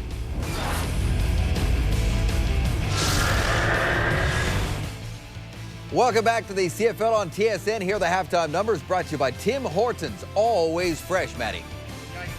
Dave, 9-7 is the score. Saskatchewan's leading. You would think they'd be leading in all these statistical categories, but no. Edmonton is dominating on the statistics side of things. It's a reoccurring theme, Dave. They can't put it in the red zone. Yeah, that's a problem we've seen in the past. And, of course, that missed field goal at the end of the second quarter certainly hurts. And it is 9-7 after 2 quarters of play. Holly Horton is here with a Sports Center update to update us on what else is going on other than football, as if. Welcome back to Mosaic Stadium. You're watching TSN, proud and exclusive home of the CFL and the 2008 Grey Cup game. 9-7 at the half. Riders with the lead. Ray Morrison with head coach Ken Miller. You had the big play from DJ Flick offensively, but assess your offense over 30 minutes for me. Well, the thing is we've turned the ball over a couple of times. We've had a couple of 2s and out. We have to do better than that offensively. On defense, you've held him out of the end zone, but Ricky Ray has proven elusive. Give me a word on the D. Ricky Ray's a tremendous quarterback, and we've let them drive the ball. We have held them on first down and then let them get out of it on second down. So we have to do a better job on containing them on second down. So the coach forthright. We did see a 33-yard touchdown pass from Marcus Crandall to DJ Flick, the only major of the first half. It's interesting that both these offenses have put together some long drives. One of the Eskimos have had 2 12-play drives, but that was the only touchdown scored in that first half. DJ Flick, very well executed play to the outside. You heard the coach talk about Saskatchewan on defense has done well on first down, but then are letting the Edmonton Eskimos off the hook. And he wanted to see some tighter play on second down from his defense. We'll see if it happens in the second half. Kelly Campbell is dropped deep along with Jackson, and this will be the speedster Campbell from the 13. His first kick return up to the 35-yard line, and that's where the Eskimos will put the ball in play. And Nick Carter with the tackle. Take a look at what the 2 quarterbacks did in this game. 15 of 23 for Ricky Ray. He hasn't thrown a touchdown pass yet in 2008, but he hasn't made any mistakes either. And you'd also heard Ken Miller, the Saskatchewan Roughriders, talk about those 2 interceptions that Marcus Crandall has thrown, although those 2 turnovers really didn't hurt him on the scoreboard. Again, both quarterbacks cooled as the half went on. Crandall watching on the sidelines, misfiring on his last 4 attempts. Ricky Ray 1 for his last 6. And go to Damian Anderson. Tripped up as he gets to the 40-yard line. John Chick got to his ankles. Close to 5 for Damian Anderson. Ricky Ray using crossing routes in the offense, jumping the ball off to Fred Stamps. He's hit Kamau Peterson underneath as well. And sometimes the progression for an offense when you're throwing the ball short, dumping it over the middle, you're hoping that the defensive secondary will start to snug up a little bit. And that's when you can make the double move and try and get behind them. 2nd and 5. Empty backfield. 3-man rush. And in behind, covered Jason Tucker. Got behind Sean Lucas down to the 35. Well, you hope that they snug up. You hope that when you throw those crossing routes in the first half that the secondary will start to jump some of them, and that's when you try and spring a guy like Jason Tucker, who has made a living off the corner route, and he is in behind Sean Lucas. The matchup on a tweener in Sean Lucas, who a linebacker / defensive back, and he is in behind him. He had to bend way backwards to make the catch, or he may be gone. He may be gone for a touchdown. Tucker in behind, and you were in the huddle for a big play. 33 to Jason Tucker. Bunch formation, short side of the field, shovel pass, Calvin McCarty. And Maurice Lloyd with the tackle. McCarty to the 29, close to 9 yards for the Burnaby product in his second year. Calvin McCarty with his only touchdown last year, a highlight reel catch against the Saskatchewan Roughriders. A little bit of a drive, just like the way this game started, with Ricky Ray putting together a nice long drive. The first drive of this football game was a 7-minute by the Eskimos that resulted in a field goal.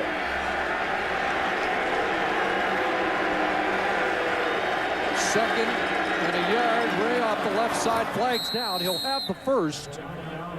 Some movement down in the trench, and either offside or procedure. And it looks like the Roughriders may have jumped the gun. They did. Offside, Saskatchewan. It usually is. The defense is often trying to anticipate the snap count. Saskatchewan number 47, 5-yard penalty, first down. Maurice Lloyd called there. And then again, linebackers Anton McKenzie and Maurice Lloyd trying to time it up so they can go up over the pile, and just were a little early, jumped the gun. The guys in the panel mentioned, though, this is where they haven't been able to finish off. It was a problem last year. Let's see what they do here. First down at the 24. Ray underneath and an open man. And Campbell with another catch and a first down to the 9 before he's brought down by Lucas and Johnson. So Kelly Campbell, the newcomer, and they felt that people like Stamps and Campbell could help open up Jason Tucker a little more. Yeah, that's that crossing route that we saw a lot of in the first quarter. And if you get Kelly Campbell, who you mentioned, people are saying had the Ed Hervey type of speed, if not better. If you can get him in that kind of crossing route, now he can get outside those linebackers like Sean Lucas in a hurry.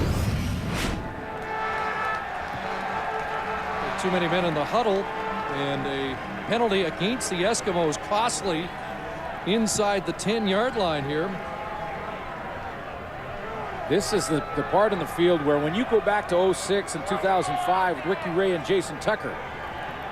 Illegal substitution, Edmonton, 13 men in the formation. This is a 10-yard penalty, still first down.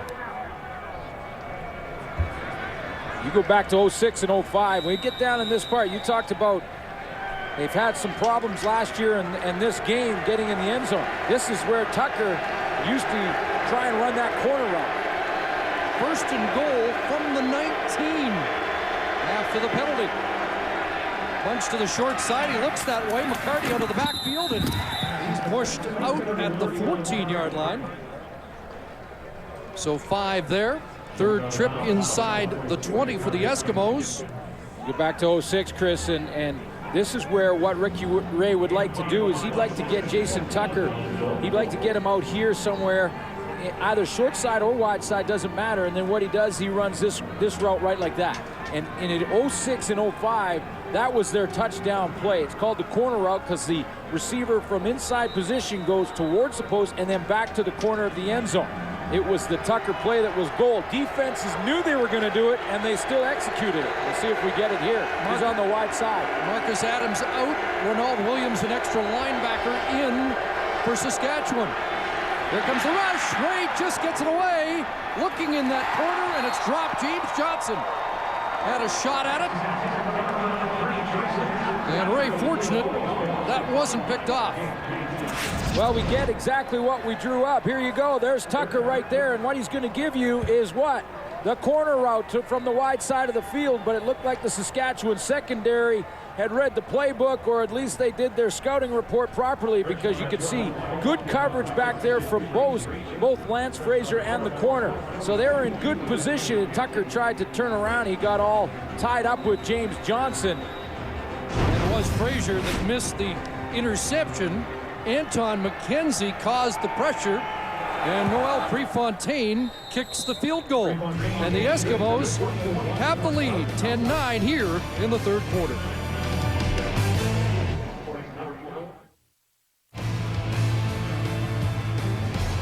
The CFL on TSN is brought to you in part by Nissan's Make the Call. Play on cfl.nissan.ca for your chance to win a trip to the Grey Cup. So 3 trips inside the 20 for the Eskimos, 3 field goals, and now a 10-9 lead. Saskatchewan back on offense from their 35. And a pass for Adarius Bowman is complete for close to 6. And the one guy that Marcus Crandall went away from after the first quarter was Wes Cates. He started out well, and he had Wes Cates involved in the offense, and then since then sort of forgotten about him, and the numbers have dropped off.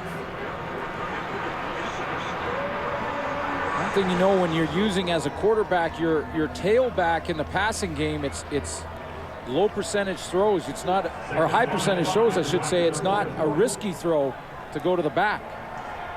Crandall saw action in 8 games in 2005, was on a 5-game win streak in 2006 when he got his chance, dislocated elbow.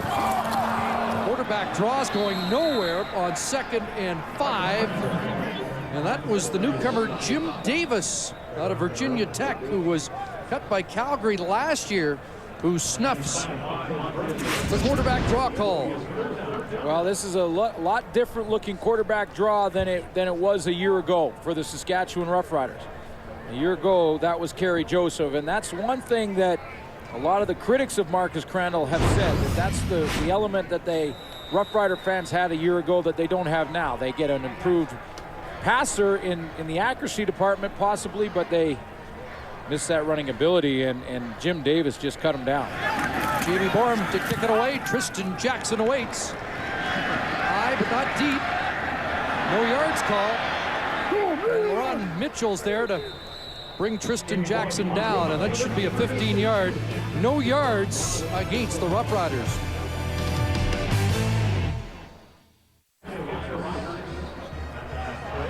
Eskimos lead by a point. Let's join Ray Morrison. The dream for Dan Comiskey to play with his brother didn't last long. We saw him carted off early in the football game. It is a left ankle injury, and word from the Eskimo bench is that he will not be back for the duration here, so Tim Baker's in at left guard. So a tough break for the Eskimos. Their senior guy, 12-year man on that offensive line. 33-yard kick, and after the no yards, Ricky Ray's got great field position, but he gets picked off. There's James Johnson. Look out. McCarty saves a touchdown, pushing him out. The Grey Cup MVP is at it again. He is. James Johnson gets the interception, but the assist goes to the pressure from the front 4 of the Saskatchewan Roughriders, and I believe it was John Chick who's going to get pressure on Ricky Ray. Watch how Ricky Ray is going to go down here, because he can't get and step into that throw to put anything on it. The ball sails on him, gives James Johnson time to come underneath it. There John Chick right in the middle of your screen. And he gets the pressure on Ricky Ray, causing him to throw it up for grabs. Looks like Damian Anderson, who was trying to supply a block, bumped into Tim Baker and missed the on-rush Rough Rider. And Ricky Ray's taking some shots in this game from that ferocious Saskatchewan front. James Johnson helped us out in training camp with one of our training camp features. He did a bump and run feature. And everyone said he was real quiet. He got out into his element talking about bump and run, and he loved it. He became pretty talkative. One game can give you confidence as a defensive back, and if that game happens to be the Grey Cup Championship and you happen to be the MVP, well, that can take you for a career. First turnover generated by the Saskatchewan defense. Mike Abu-Meshrik, the veteran right guard, is down on the play. Will step out as he gets attention from Ivan Goodfriend.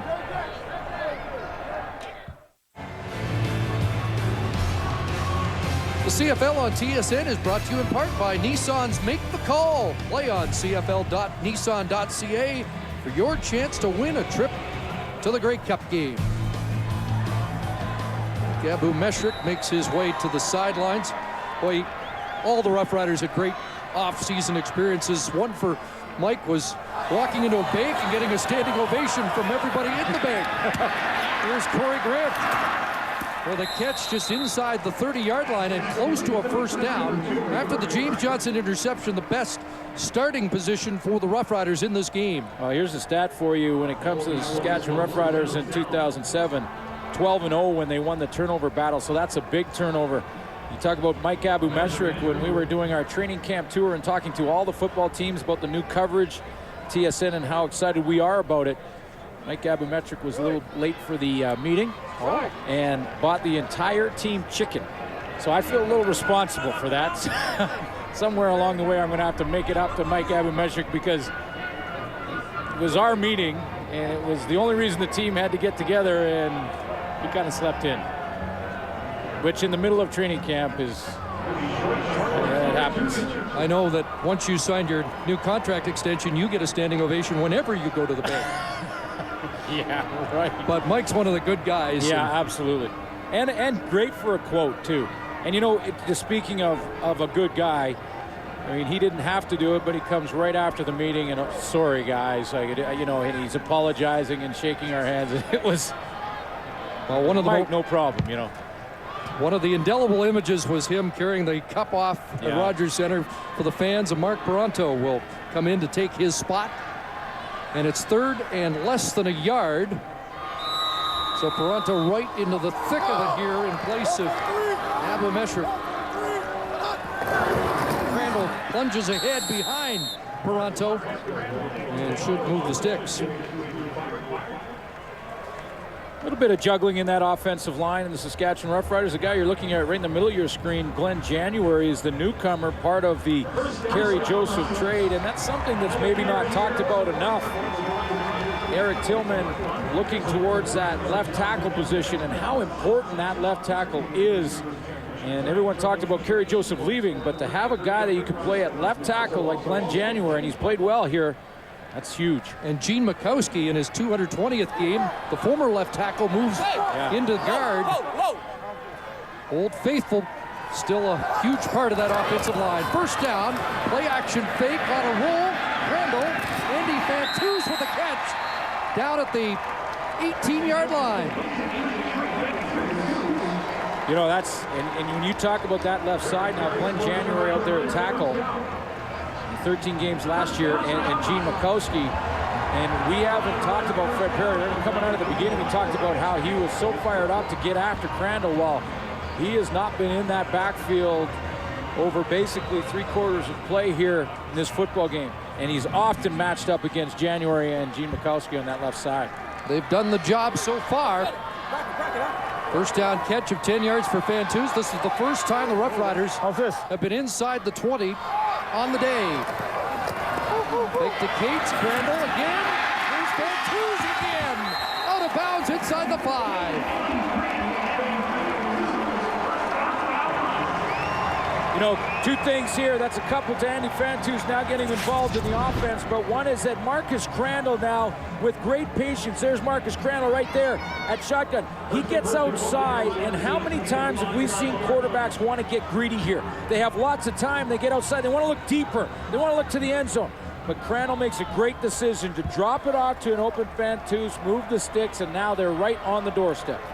In the last 10 games after the injury to Matt Dominguez, Bantus, 48 catches, 900 yards, 10 touchdowns. First and goal from just inside the 5. And the play is halted.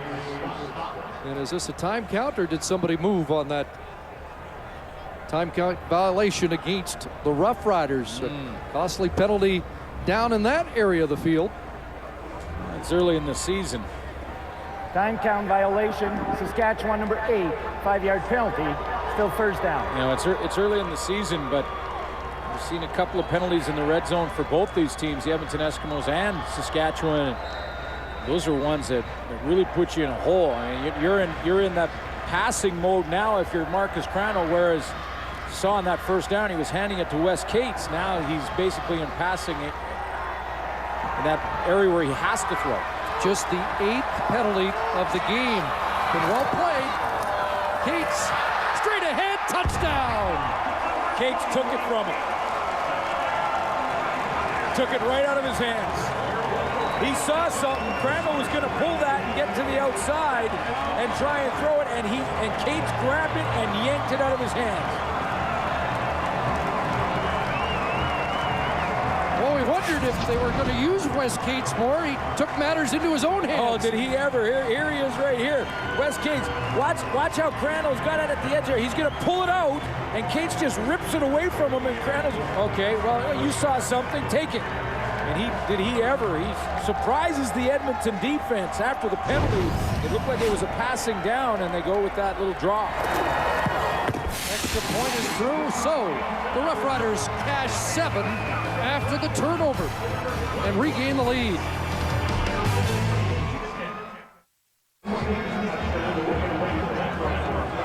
Wes Cates with the touchdown and gets some good blocking up front from the interior of the offensive line. Jeremy O'Day, Mike Abumeshrik. Here's Makowski one way. Watch O'Day and Abumeshrik, who we just talked about. Watch how they can completely collapse it down, so they give Wes Cates the option to read and then cut back through that lane. And what a huge lane. Wes Cates untouched. The interior of that offensive line gets the assist. Wes Cates missed some action late in the year because of a hairline fracture in his foot, and that was still a problem even in the Grey Cup game, but healthy now, and he could be a huge factor. In 2008, here's Kelly Campbell, and he is jolted up at the 33-yard line. Let's take another look at the first touchdown run of the year for Wes Cates. Well, when you get a penalty and you're 10 yards away from the goal line, you're thinking pass. If you're the Edmonton Eskimos, you're thinking that Crandall has to go ahead and pass, and you see how Cates had to even turn his body a little bit there to fight the ball away from Crandall. That is the quarterback's option. You can put it in the stomach of the running back, or you can pull it and get to the outside, and Wes Cates said, no, I got something up front here. I'll just take it in. You know, if you projected his numbers, he played 14 games last year, projected them over an 18-game season. From scrimmage, only Charles Roberts would have had more yards than Wes Cates. Eskimos to work. And a completion to Kamau Peterson at the 44-yard line. He has an Eskimo first down. Well, that whole drive for Saskatchewan started with a turnover, which they often do. It's called sudden change. James Johnson, Grey Cup MVP, with the interception. Pressure from John Chick there. Crandall finds Andy Bantus, makes a tough catch there. Easier catch, but important yards on this one, and that capped off by Wes Cates. 11 for Peterson, a first down for the Eskimos. Flag down, looked like the Eskimos were offside as Stamps takes the crosser, breaks a tackle, has another first down, dragging Sean Lucas into Rough Rider territory, but this one may be coming back. We'll see. The thing about Fred Stamps is he's tough to tackle. They've got him listed at 6 feet 188. He looks like he's so... Offside. Edmonton number 83, 5-yard penalty, still first down. Jason Tucker. Stamps just looked like he has such a good center of gravity, low center of gravity, even though he's 6 feet. Tucker got a little jump there. I like the way Stamps catches the ball in traffic. He had 7 for 124. And a touchdown in the preseason game. against the Roughriders. Edmonton thinks they're much better, much faster than our receiving core this year. Ray in trouble, dumps it off. Damian Anderson puts his head down up to the 48-yard line. Mullender in on the tackle along with Anton McKenzie. Some people thought that with Fred Perry going to the Edmonton Eskimos, Saskatchewan would be without a premier rusher. But the organization, Eric Tillman, Ken Miller, they knew they had John Chick, who's had a good game here this evening. Anton McKenzie had some pressure. Maurice Lloyd. Ricky Ray, after that first quarter where he had a couple of drives where he was untouched, since then, he's had a little more trouble handling the front seven. 8 for Anderson, 2nd and 7 for the Eskimos. Short drop, the out for Brock Ralph, pushed out by Eddie Davis, close to the first down stick. And they'll mark at the 54 and will probably need a measurement. Heard Jock Climby talk about Eddie Davis in the pregame show, and I couldn't agree more with his assessment. Just like the all-pro halfback who was asked game in and game out in his 14th season to cover the toughest receiver on the opposition. He is constantly asked that if it's a Jason Tucker or a G-Roy Simon or whatever it may be, and it's often the best receiver on a team is that inside slot position, they ask Eddie Davis to do it. 202 games in his career, and he's playing as well now as he did in his first few years. You know, it's guys like Eddie Davis and Shannon Garrett in this kind of sport who were doing it at age 35, in the case of Davis, 36, Shannon Garrett.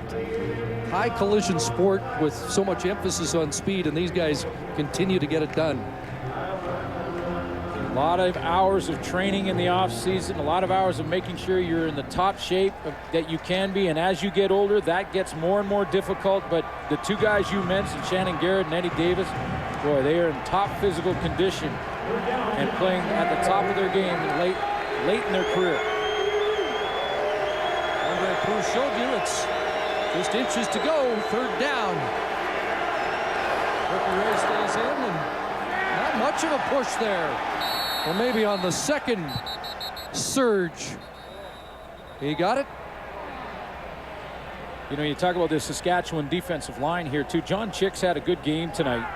Saw Scott Schultz early on get involved, and every now and then we see Kit Wana-Jones, who's going to ease his way in.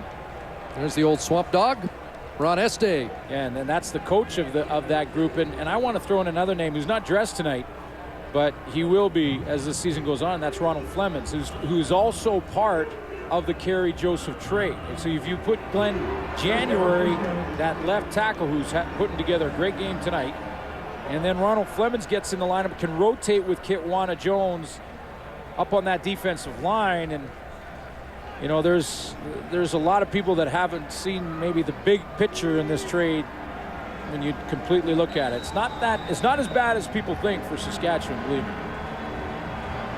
Certainly some depth there, but again, Flemons draws the short straw today, but you'll see a lot of action. Actually, Ken Miller was his defensive line coach in Toronto a couple of years back. So Ken Miller knew what they were getting. 1st down, Eskimos. Ray, and the catch made by Peterson, and a gain of close to 6 at the Roughrider 50-yard line. You know, Ricky Ray is putting together a drive here, but he's really having to work on it. And even little plays like this, watch how Ricky Ray, who's right here, watch how he can't really get comfortable, because even when he's not getting hit, there's the push from the defensive line, and his own player is just kind of in his way, in his face, in his lap, and he can't really step into throws. That's when you make mistakes. That's when the defensive backs can jump a pass like James Johnson did a few moments ago. 7th play of the drive, and they keep it going. 2nd and 4. Under duress again, escapes, but will be a couple of yards short of the 1st down. Anton McKenzie. Let's see where they mark this, again in the middle Chris. of it. Let's see where they mark this. Maybe decision time for Danny Machocha. But again, yeah, the harassment on Ricky Ray.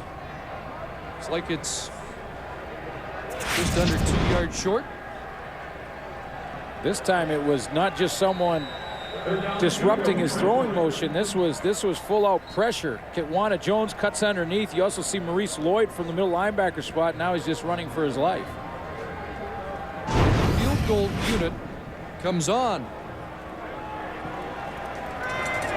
A little bit of a breeze behind Prefontaine. They're going to try this from almost midfield. 52 was his longest last year. And these could be interesting with a return man, the speed of Dressler back. LaFleur's the holder. Prefontaine's got a lot on it, and he puts it through. Oh, big one. Well, that's the longest field goal of week 1, and that may be the longest field goal for a while. A 54-yarder for Noel Prefontaine. Big kick, yeah. Eskimo game. That's a big kick for Prefontaine. Grabbed the confidence of his new teammates. It was interesting to see the returner back there, Weston Dressler, who was not even giving Prefontaine the benefit of the doubt. He was standing back on the goal line. He was saying, you're not even going to make it to the goal line back here. I'm going to stand right here. But a good hold, and Prefontaine strokes it. You know, the folks in Toronto said they got a long-range kicker in Mike Vanderjagt. Maybe that put a little oomph in the leg of Noel Prefontaine for 54 yards out. Well, and he's made some adjustment from that first half, too, because he missed one badly in the first half. Comes back and nails a long one there. He just nailed his career longest at 54. So it's a 3-point game, 16-13 Saskatchewan. They'll take over at their 35. And the second man through is Wes Cates. Well, for every sack in tonight's game, Purolator donates the quarterback's weight in food to a local food bank. Purolator, where business is going. And again, we look at last year's totals. Saskatchewan in 4th. Lots of pressure today, but just 1 sack apiece. There has been pressure, harassment. There's been a harassment of the quarterback. Ricky Ray feels like he's been sacked more than once. Yeah. Under a half minute to go, 2nd and 7. Crandall. Oh. And that pass behind Andy Fantuz. Crandall takes a big hit there. As you talk about harassment, that was Dario Romero, I believe, who came in and could have been close to being called for a high shot. He's in the stand-up position right in the middle. Watch how he comes through, and after Crandall gets rid of this football, puts the forearm right up high around the head, and I guess it just got it under his chin, so wasn't called for a high hit. But those all add up in the course of a football game. In his second go-round with the Edmonton Eskimos, after 2 years with the Alouettes, Tristan Jackson's been held in check so far, and again here, as downfield first was Tristan Clovis, the backup safety with a special team tackle. So we have not seen Tristan Jackson able to break one so far today. 6 seconds left here in the 3rd quarter. By the way, that no Prefontaine kick, 52 yards, right? 54. Yeah, in this game. Yep. 54 his longest. The longest in CFL history, 62 by Paul McCallum, still stands. You know that the top 2 kicks in CFL history were right here? Did you hold for one of them? Well, Dave Ridgway's 60-yarder I was holding for, but the reason I bring it up is that it's a little windy in Regina occasionally. I wouldn't call that really a wind-aided kick. Not Prefontaine. today. No, not tonight. Will be the final play of the 3rd quarter, and the handoff to Damian Anderson. And again into the teeth of a fired-up Saskatchewan front 4. Short gain. They'll switch ends. We're headed to the 4th quarter. Roughriders up by 3.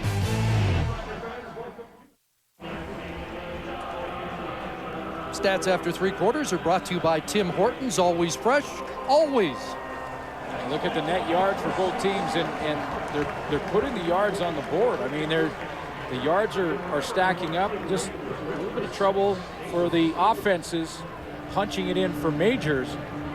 very similar to our Winnipeg game. Like last night, Kevin Glenn, 300 yards passing, 400 yards in net offense, and couldn't get the victory, couldn't get it in. Seemed like fewer mistakes in this game. Clearly, the Eskimos have outgained the Roughriders so far, but still Saskatchewan with some gritty defense, and they still have the lead. They're both sort of bending and not breaking, but you know, when Saskatchewan looks at this game film, I'm sure they're going to say we probably should have used Wes Cates a little bit more in the running game, and they may do that in this fourth quarter. So we start the fourth. Edmonton 2nd and 9 at their 34-yard line. Short drop, and that pass falls incomplete. Looked like some confusion between Ray and Jason Tucker, and a little scrap. Ricky Ray, Chris, has been thrown off his back foot since quarter number 1. Once again there, that ball just, he can't step in and get any zip on the football because of someone in his face every single play.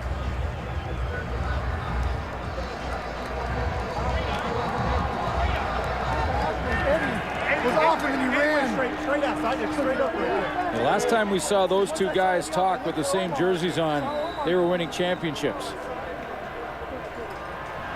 2005. Fontaine boots it downfield, and this takes a Rough Rider bounce, and flag on the no yards on the hustle by Weston Dressler.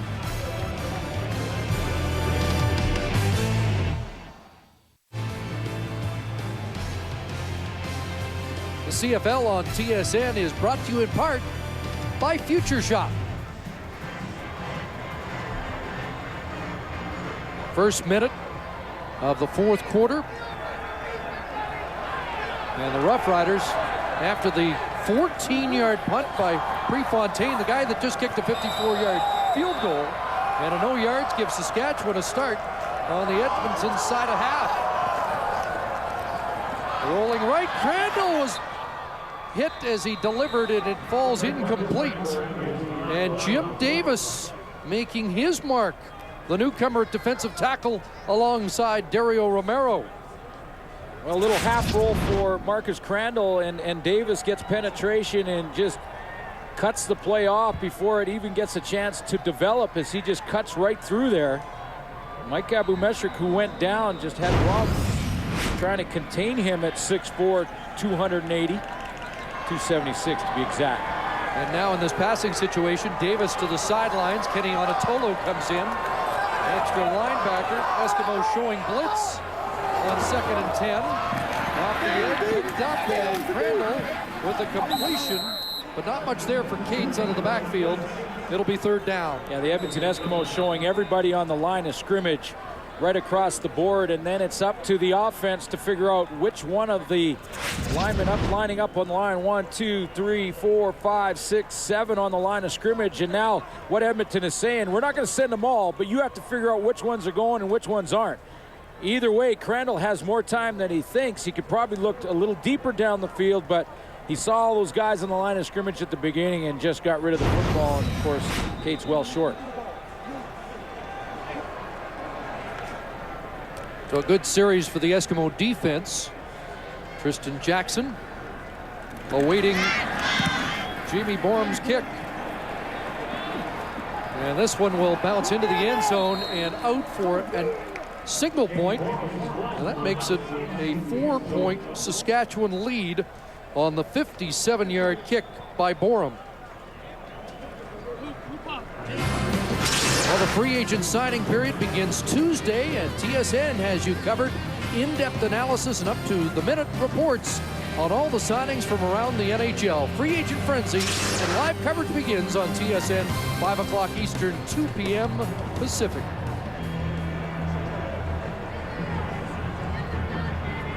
Well, the sea of green, sellout crowd.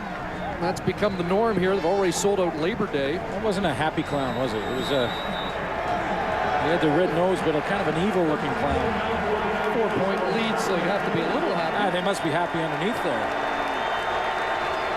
3 2-and-outs in 4 possessions for Saskatchewan in the second half. That makes them a little unhappy. Ricky Ray looked once, pulls it down, takes off, And he's cut down at the 39-yard line. Kitwana Jones, the tackle. And Kitwana Jones in some difficulty. And he's going to stay down. And this one doesn't look very good. He grabbed the knee immediately. He kind of went over the top of the tackle on Ricky Ray. Kitwana Jones has worked his way into the starting defense. That's good news there, that he can put some weight on that. You know, he's in his 4th year in Saskatchewan, and he has been dynamite on special teams for his first couple of years. The first guy down, he breaks wedges, he makes tackles, and you can see his knee locked out a little bit, that right knee, as he went over the top of the pile there. Ronald Williams will take his spot. Kitwana Jones started the first 4 last year and then moved into a backup position. He's at the forefront of all the special teams for Saskatchewan. 2nd and 6, Edmonton. Rolling right, delivering, and Brock Ralph with a catch and stretches for the first down. Raymond, Alberta's Brock Ralph. Boy. Well, he may not have got the generous spot. It's not a first down. I was going to say, I agree with you, Chris. I thought Brock Ralph, who was right on the outside here, I thought he did a nice job of diving forward for that first down marker. He has to come back for the ball. Now, maybe he stepped out of bounds right there. Yep. And that's exactly what happened, because as he dove, he was a yard past the marker, but it looks like that right foot put him on the boundary, so the spot is correct. Right there, yeah. So he's just over a yard away from the first down mark.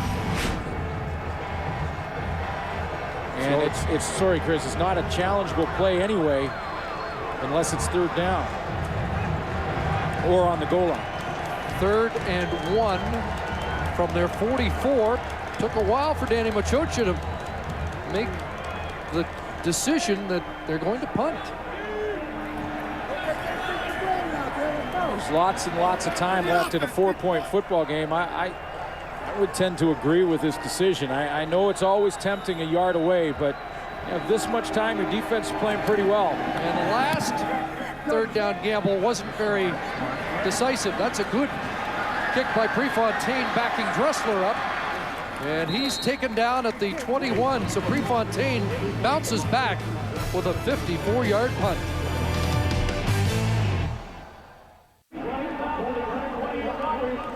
When we started this football game, the entire province here in Saskatchewan wanted to know if Marcus Crandall was going to be the guy to step up and be their leader and starter. He started out very well, moving the pocket, throwing on the run, was accurate in his delivery. And threw this touchdown to DJ Flick. Now, as this game has progressed and the Edmonton Eskimos have made some adjustments, he has struggled since. In 4 possessions in the second half, the Roughriders have 3 times been 2 and out. They start here from their own 21. Play action fake, and Marcus Crandall on his back again. You know, they bring it up, Chris, that a lot of people, the critics of Marcus Crandall, I would say, are guys who have said that Marcus Crandall often will come and start a game well. He'll throw well. He looks like he's got the game plan down and will start to plateau as the game goes on. And he hasn't silenced those critics from his performance tonight, but he does have almost 12 minutes to make it a happy ending.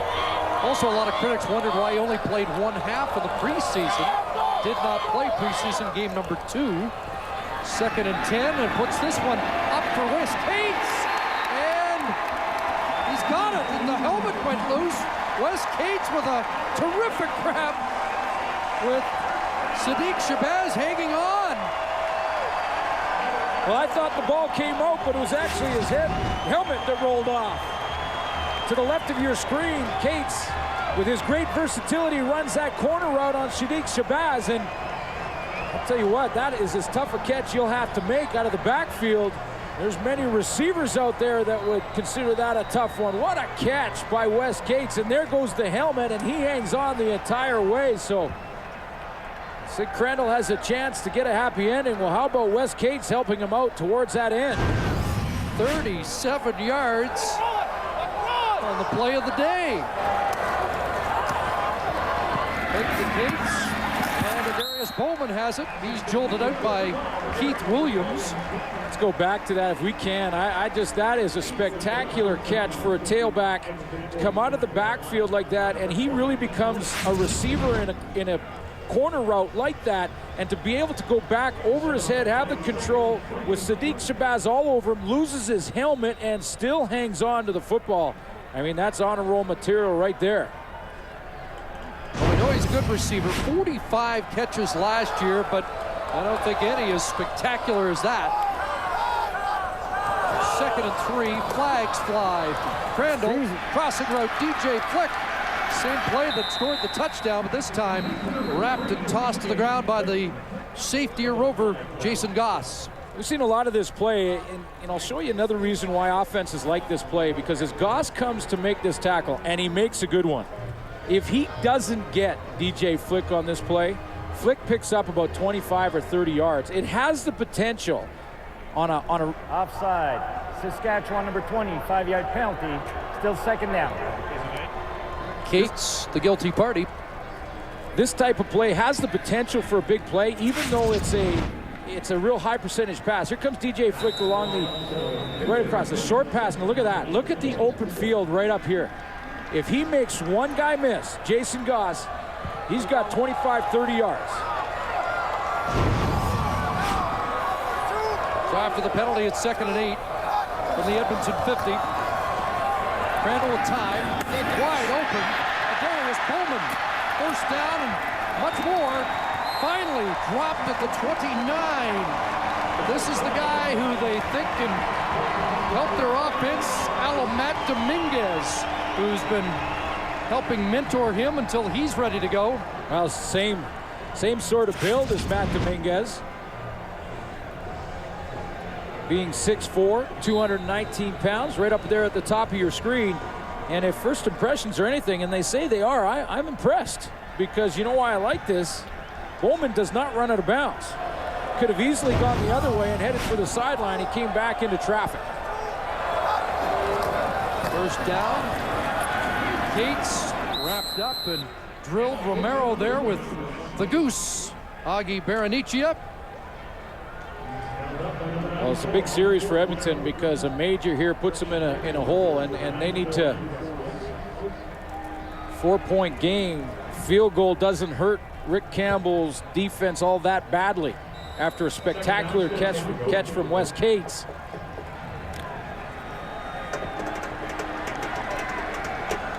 Well, there's a man, speaking of mentors, with Augie Berenicia has gotten into the PhD linebacking program.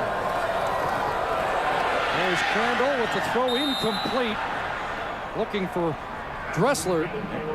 And the Eskimos get their stop. And a field goal doesn't hurt them that badly. They need a major anyway. Berenicia with the chance to be a starting middle linebacker again. And how is it to go to school with this guy as your teacher and A.J. Gass as your tutor? So you've got the professor, you've got the tutor, and you know this guy is only going to get better. Without question. I mean, you can't have two better players teaching you the middle linebacker position than former players Dan Kepley or A.J. Gass, who is up in the booth tonight. There's Luka Kanji on to attempt a 36-yarder. And two's the holder. And Luka puts it through. And now it's a 7-point Saskatchewan lead.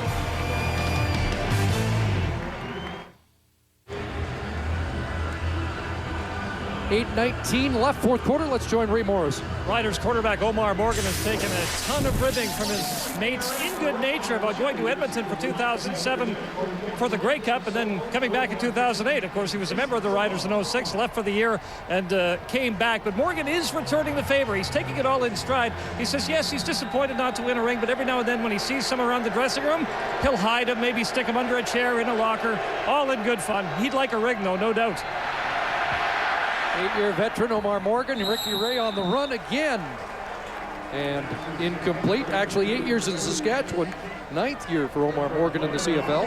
And the guy who was most happy about getting Omar Morgan back to Saskatchewan was Eddie Davis. We talked about him earlier on, but 14-year veteran, worked with Omar Morgan for all those years, those 8 years with Omar Morgan, and knows exactly how he plays the game. And if a halfback and a corner on the same side can be on the same page, it makes a world of difference. Communication is essential in 2 areas of the field, secondary and offensive line. 2nd and 10. Eskimos down by a converted touchdown. Ray, a pump, and now he's got to pull it down, and he'll be stopped short again. Anton McKenzie, Kitwana Jones back in the game, and they bring Ray down short, well short of a first down. Eddie Davis was in coverage down the field on that play. He's the reason that Ricky Ray ran out of options. Played the outside on Fred Stamps very well. Ray saw that Davis was there. He wasn't going to try and force it in with a 14-year veteran hanging out in the secondary, so he'll eat it. So Prefontaine. Line drive, Dressler, 26. Nice little move Dressler takes another tackle, got a huge block, turns the corner, but ran out of real estate. But that was an active return.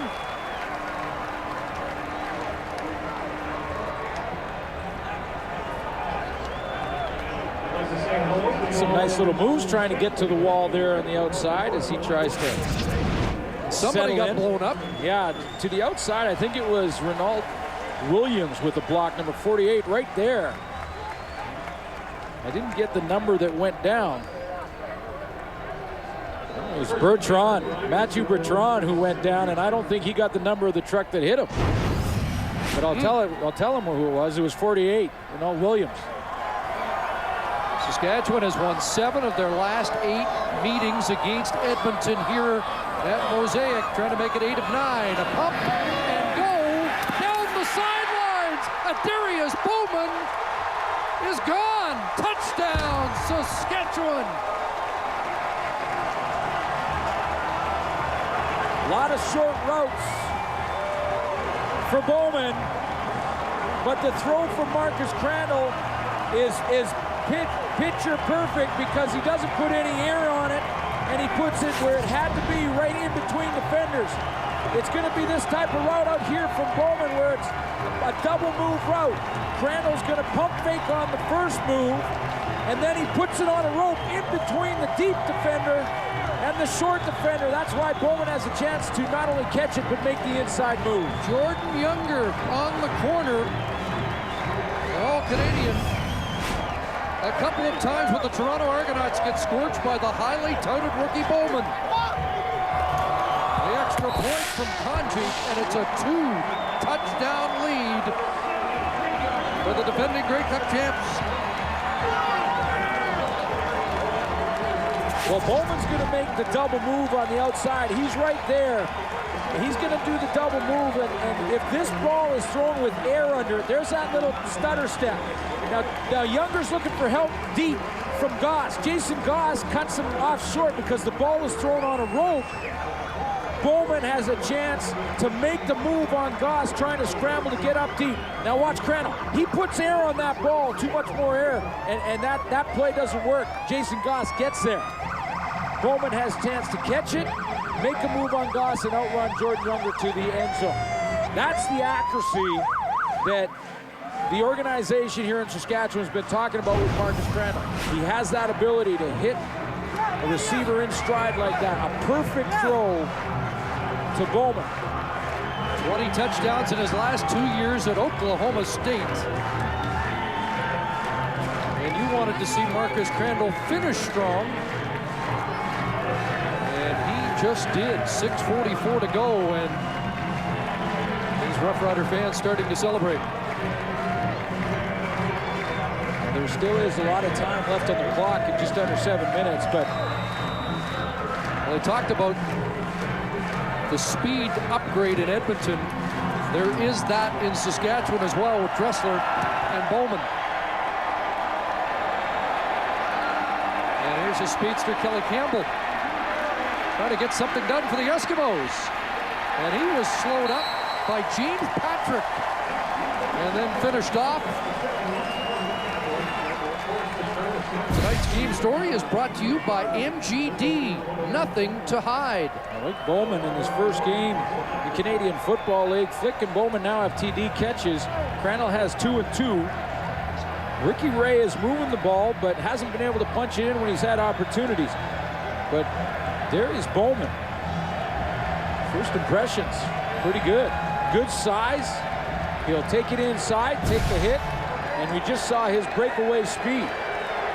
73 yards on the play, and now Crandall with 2:69 in the game, and a sense of urgency for Ricky Ray and the Eskimos. Now Peterson a catch on that far side. Check that, Fred Stamps with the catch, and Omar Morgan there defensively. You know, Chris, we've seen a lot of that from Ricky Ray too, those little out routes to the sideline.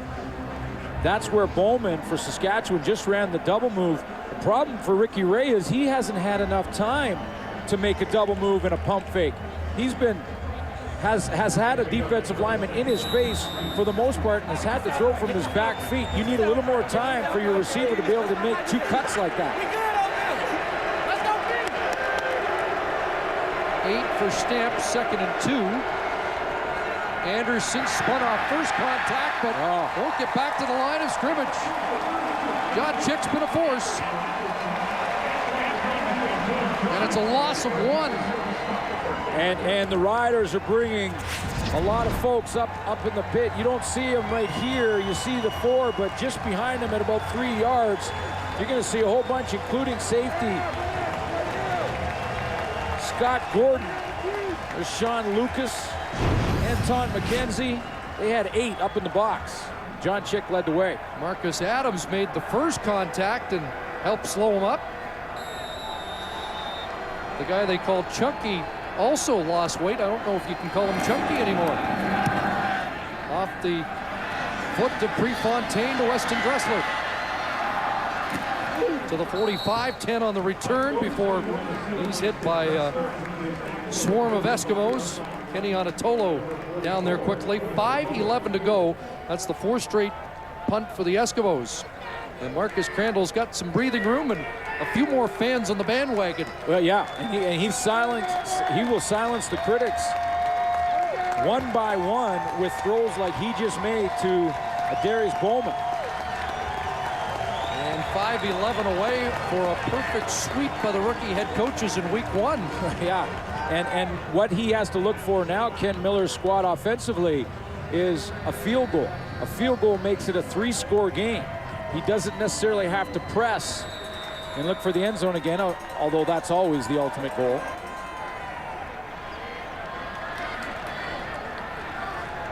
First and 10 at the 45. 2 backs. Short drop, and there's Fantuz trying to scramble away. He does have a first down right at midfield. There were a lot of people saying that Marcus Crandall was a strong starter in games and then plateaued in games. And he showed a little of that tonight, and then that big throw. And in a key moment of this football game when the pressure is on their offense to get something going and try and put the visiting team away. And they're not away yet. There's still time. But the point is, that's a clutch throw to getting people on that bandwagon like you mentioned, Chris. Exactly 10 for Fantuz. And a first down for the Roughriders. This is Wes Cates' time of the game. And in some ways, it's just don't make a mistake time.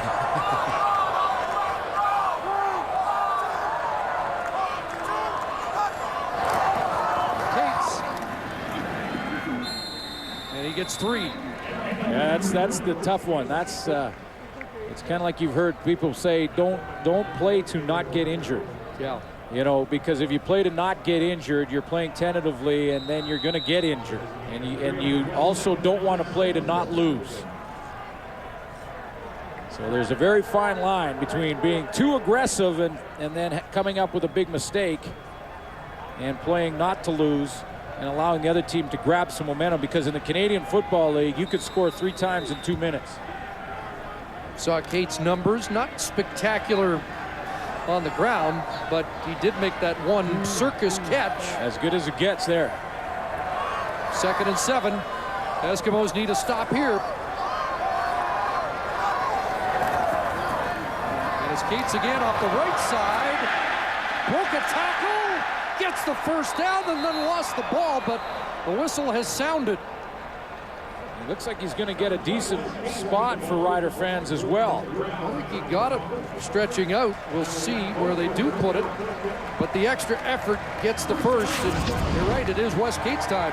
Look how deep that Cates is in the backfield. I mean, Cates right here, look at how far back he is. You want to say it's almost 8 or 9 yards. The reason for that is so that he can read where his blocks are going to be set up and pick and choose where he wants to run. He does a nice job of breaking some tackles, but his depth before the snap of the ball gave him a big edge running that play, and he gets the first down.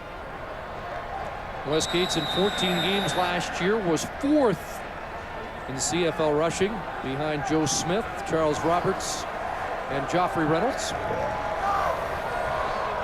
1st and 10.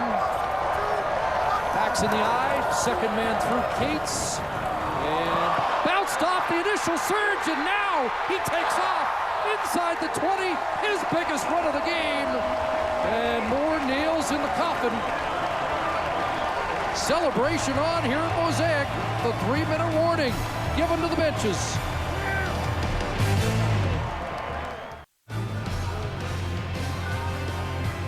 CFL on TSN is brought to you in part by Rona, proud sponsor of the CFL. Rona, the Canadian how-to people. I didn't just say Wes Cates had ordinary rushing stats tonight. He's had 40 now in the 4th quarter, and he's up to 73 in the game, 122 yards from scrimmage for Wes Cates, and ready to put this game away. Not to mention the 2 most spectacular plays of the football game, that catch over the shoulder that he made a little earlier on, and that run goes right up there as one of the top plays in this game as well. 31-yard romp. 2:38 on the clock, and 1st and 10 from the 14. Neil Hughes, the Regina product, is tossed back. This play that Wes Cates just made a moment ago, I mean, this is the type of play here where you tell defenses you can go to the point of attack, but that's only half the battle. The Edmonton Eskimos play this almost perfectly, except for that they don't tackle Wes Cates. He spins out of it at the line of scrimmage right there, and no one can wrap up, including Fred Perry, who misses him, and Cates with a couple of side steps. Huge play at this juncture. Fred made most of his noise before the game today. He did. He has not been in the backfield, and I don't think I've seen him with a big hit on Marcus Crandall all game long. 2nd and 8. Cates again. Cut back. Big run. Touchdown. His 2nd of the game. Well, he showed that you have to tackle and wrap him up on the spin move. He's shown he can block, and he's shown he can catch, certainly. And there was patience. A little sidestep from Wes Cates, and as he takes that sidestep, he waits for his O-line to develop. Look at this. Wait, and now hit it. Once those blocks are developed, you have to have confidence to do that. A lot of new running backs will just run right into the back of their offensive lineman. Wes Cates took his time, picked his hole. That should do it for the Roughriders in game 1. On the strength of the 4th quarter, it's become one of the best offensive performances of week 1 for Wes Cates. 17 unanswered points for the Roughriders, who have a field goal and 2 touchdowns in their last 3 possessions. Just watch. This is just as Cates recognizes the hole. And Jason Goss, the safety, cannot pull him down, and you can see Cates not wanting to give it away with his eyes. He looked left, he looked right, he looked left, and that way he couldn't give any defender a pre-snap read as to where the hole was going to be. And running backs will do that all the time, try and throw you off. Good patience. We've seen the whole package in West Cates here this evening.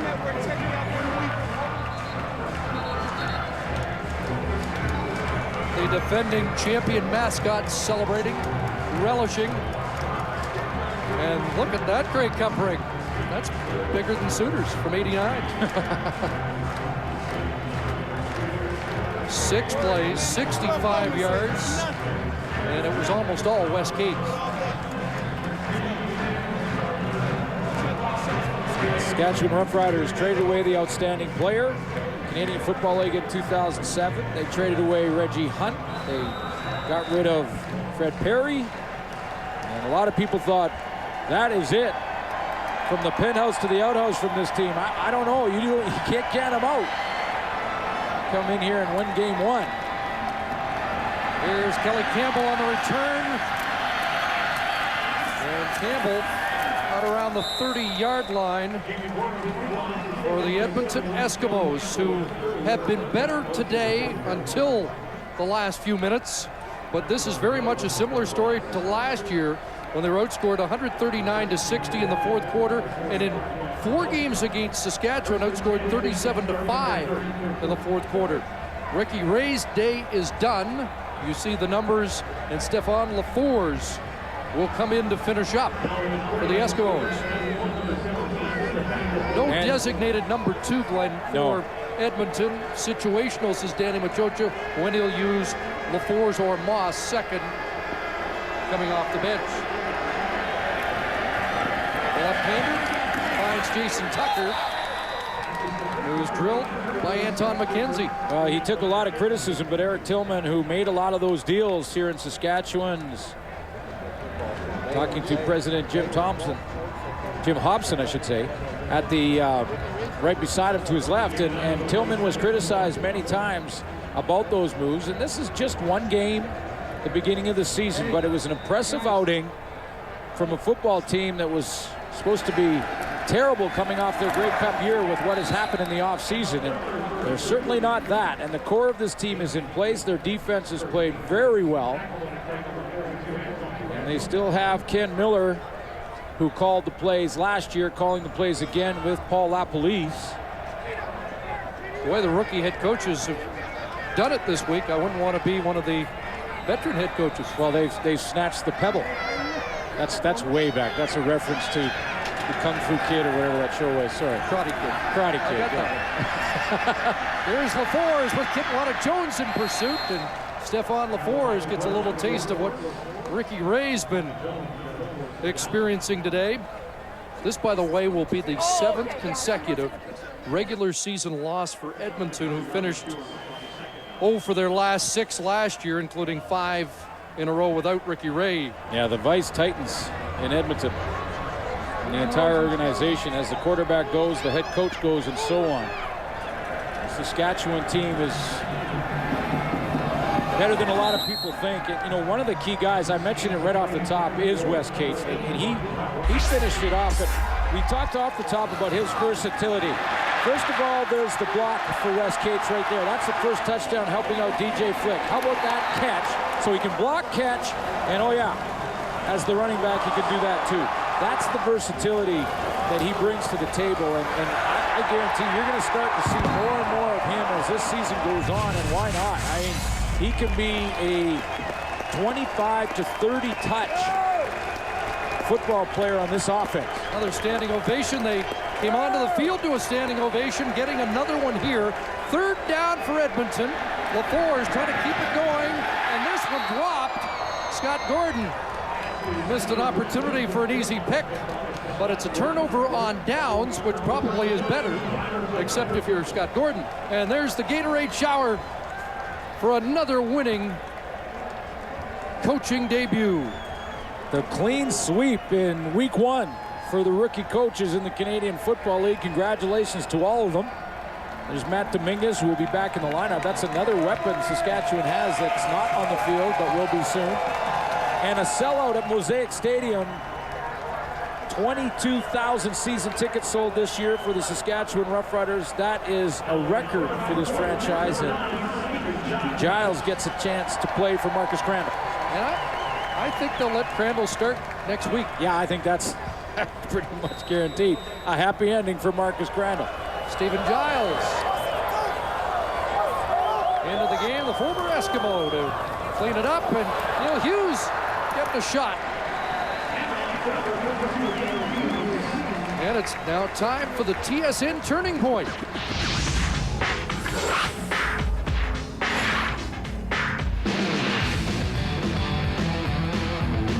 And it was the great stop-and-go move of Darius Bowman in his first game in the CFL on a perfect throw from Marcus Crandall that sealed the deal in what was a close game at that point.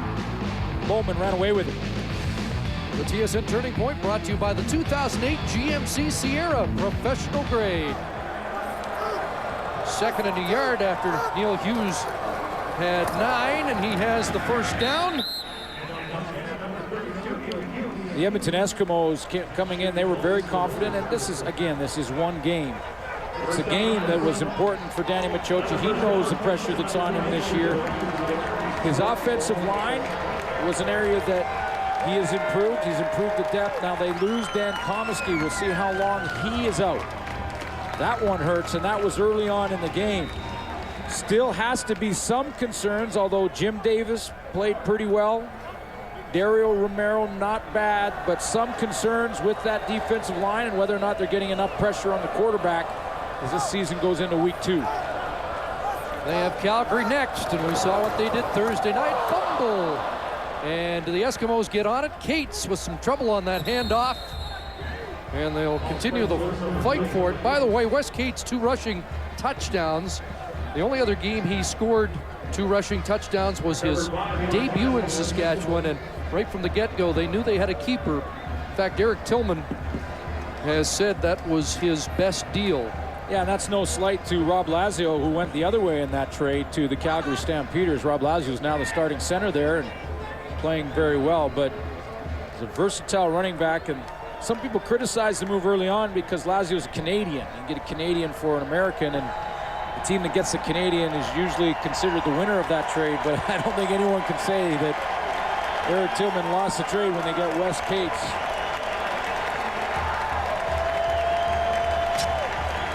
So another offensive play for LaFours, airing it out, looking for Fred Stamps. James Johnson's got another, his second interception of the game. Flag down as Johnson heads upfield on the return. Clock ticking down, and Johnson dropped as time expires. And the Saskatchewan Roughriders opening defense of their Grey Cup title. Score 17 unanswered points and win this one going away 34-13. Ken Miller wins his CFL head coaching debut, and the Green Riders are celebrating once again. Holly Horton and Joe Tilley are standing by. Sports Center is next. Hope you enjoyed it. So long from Mosaic Stadium in Regina.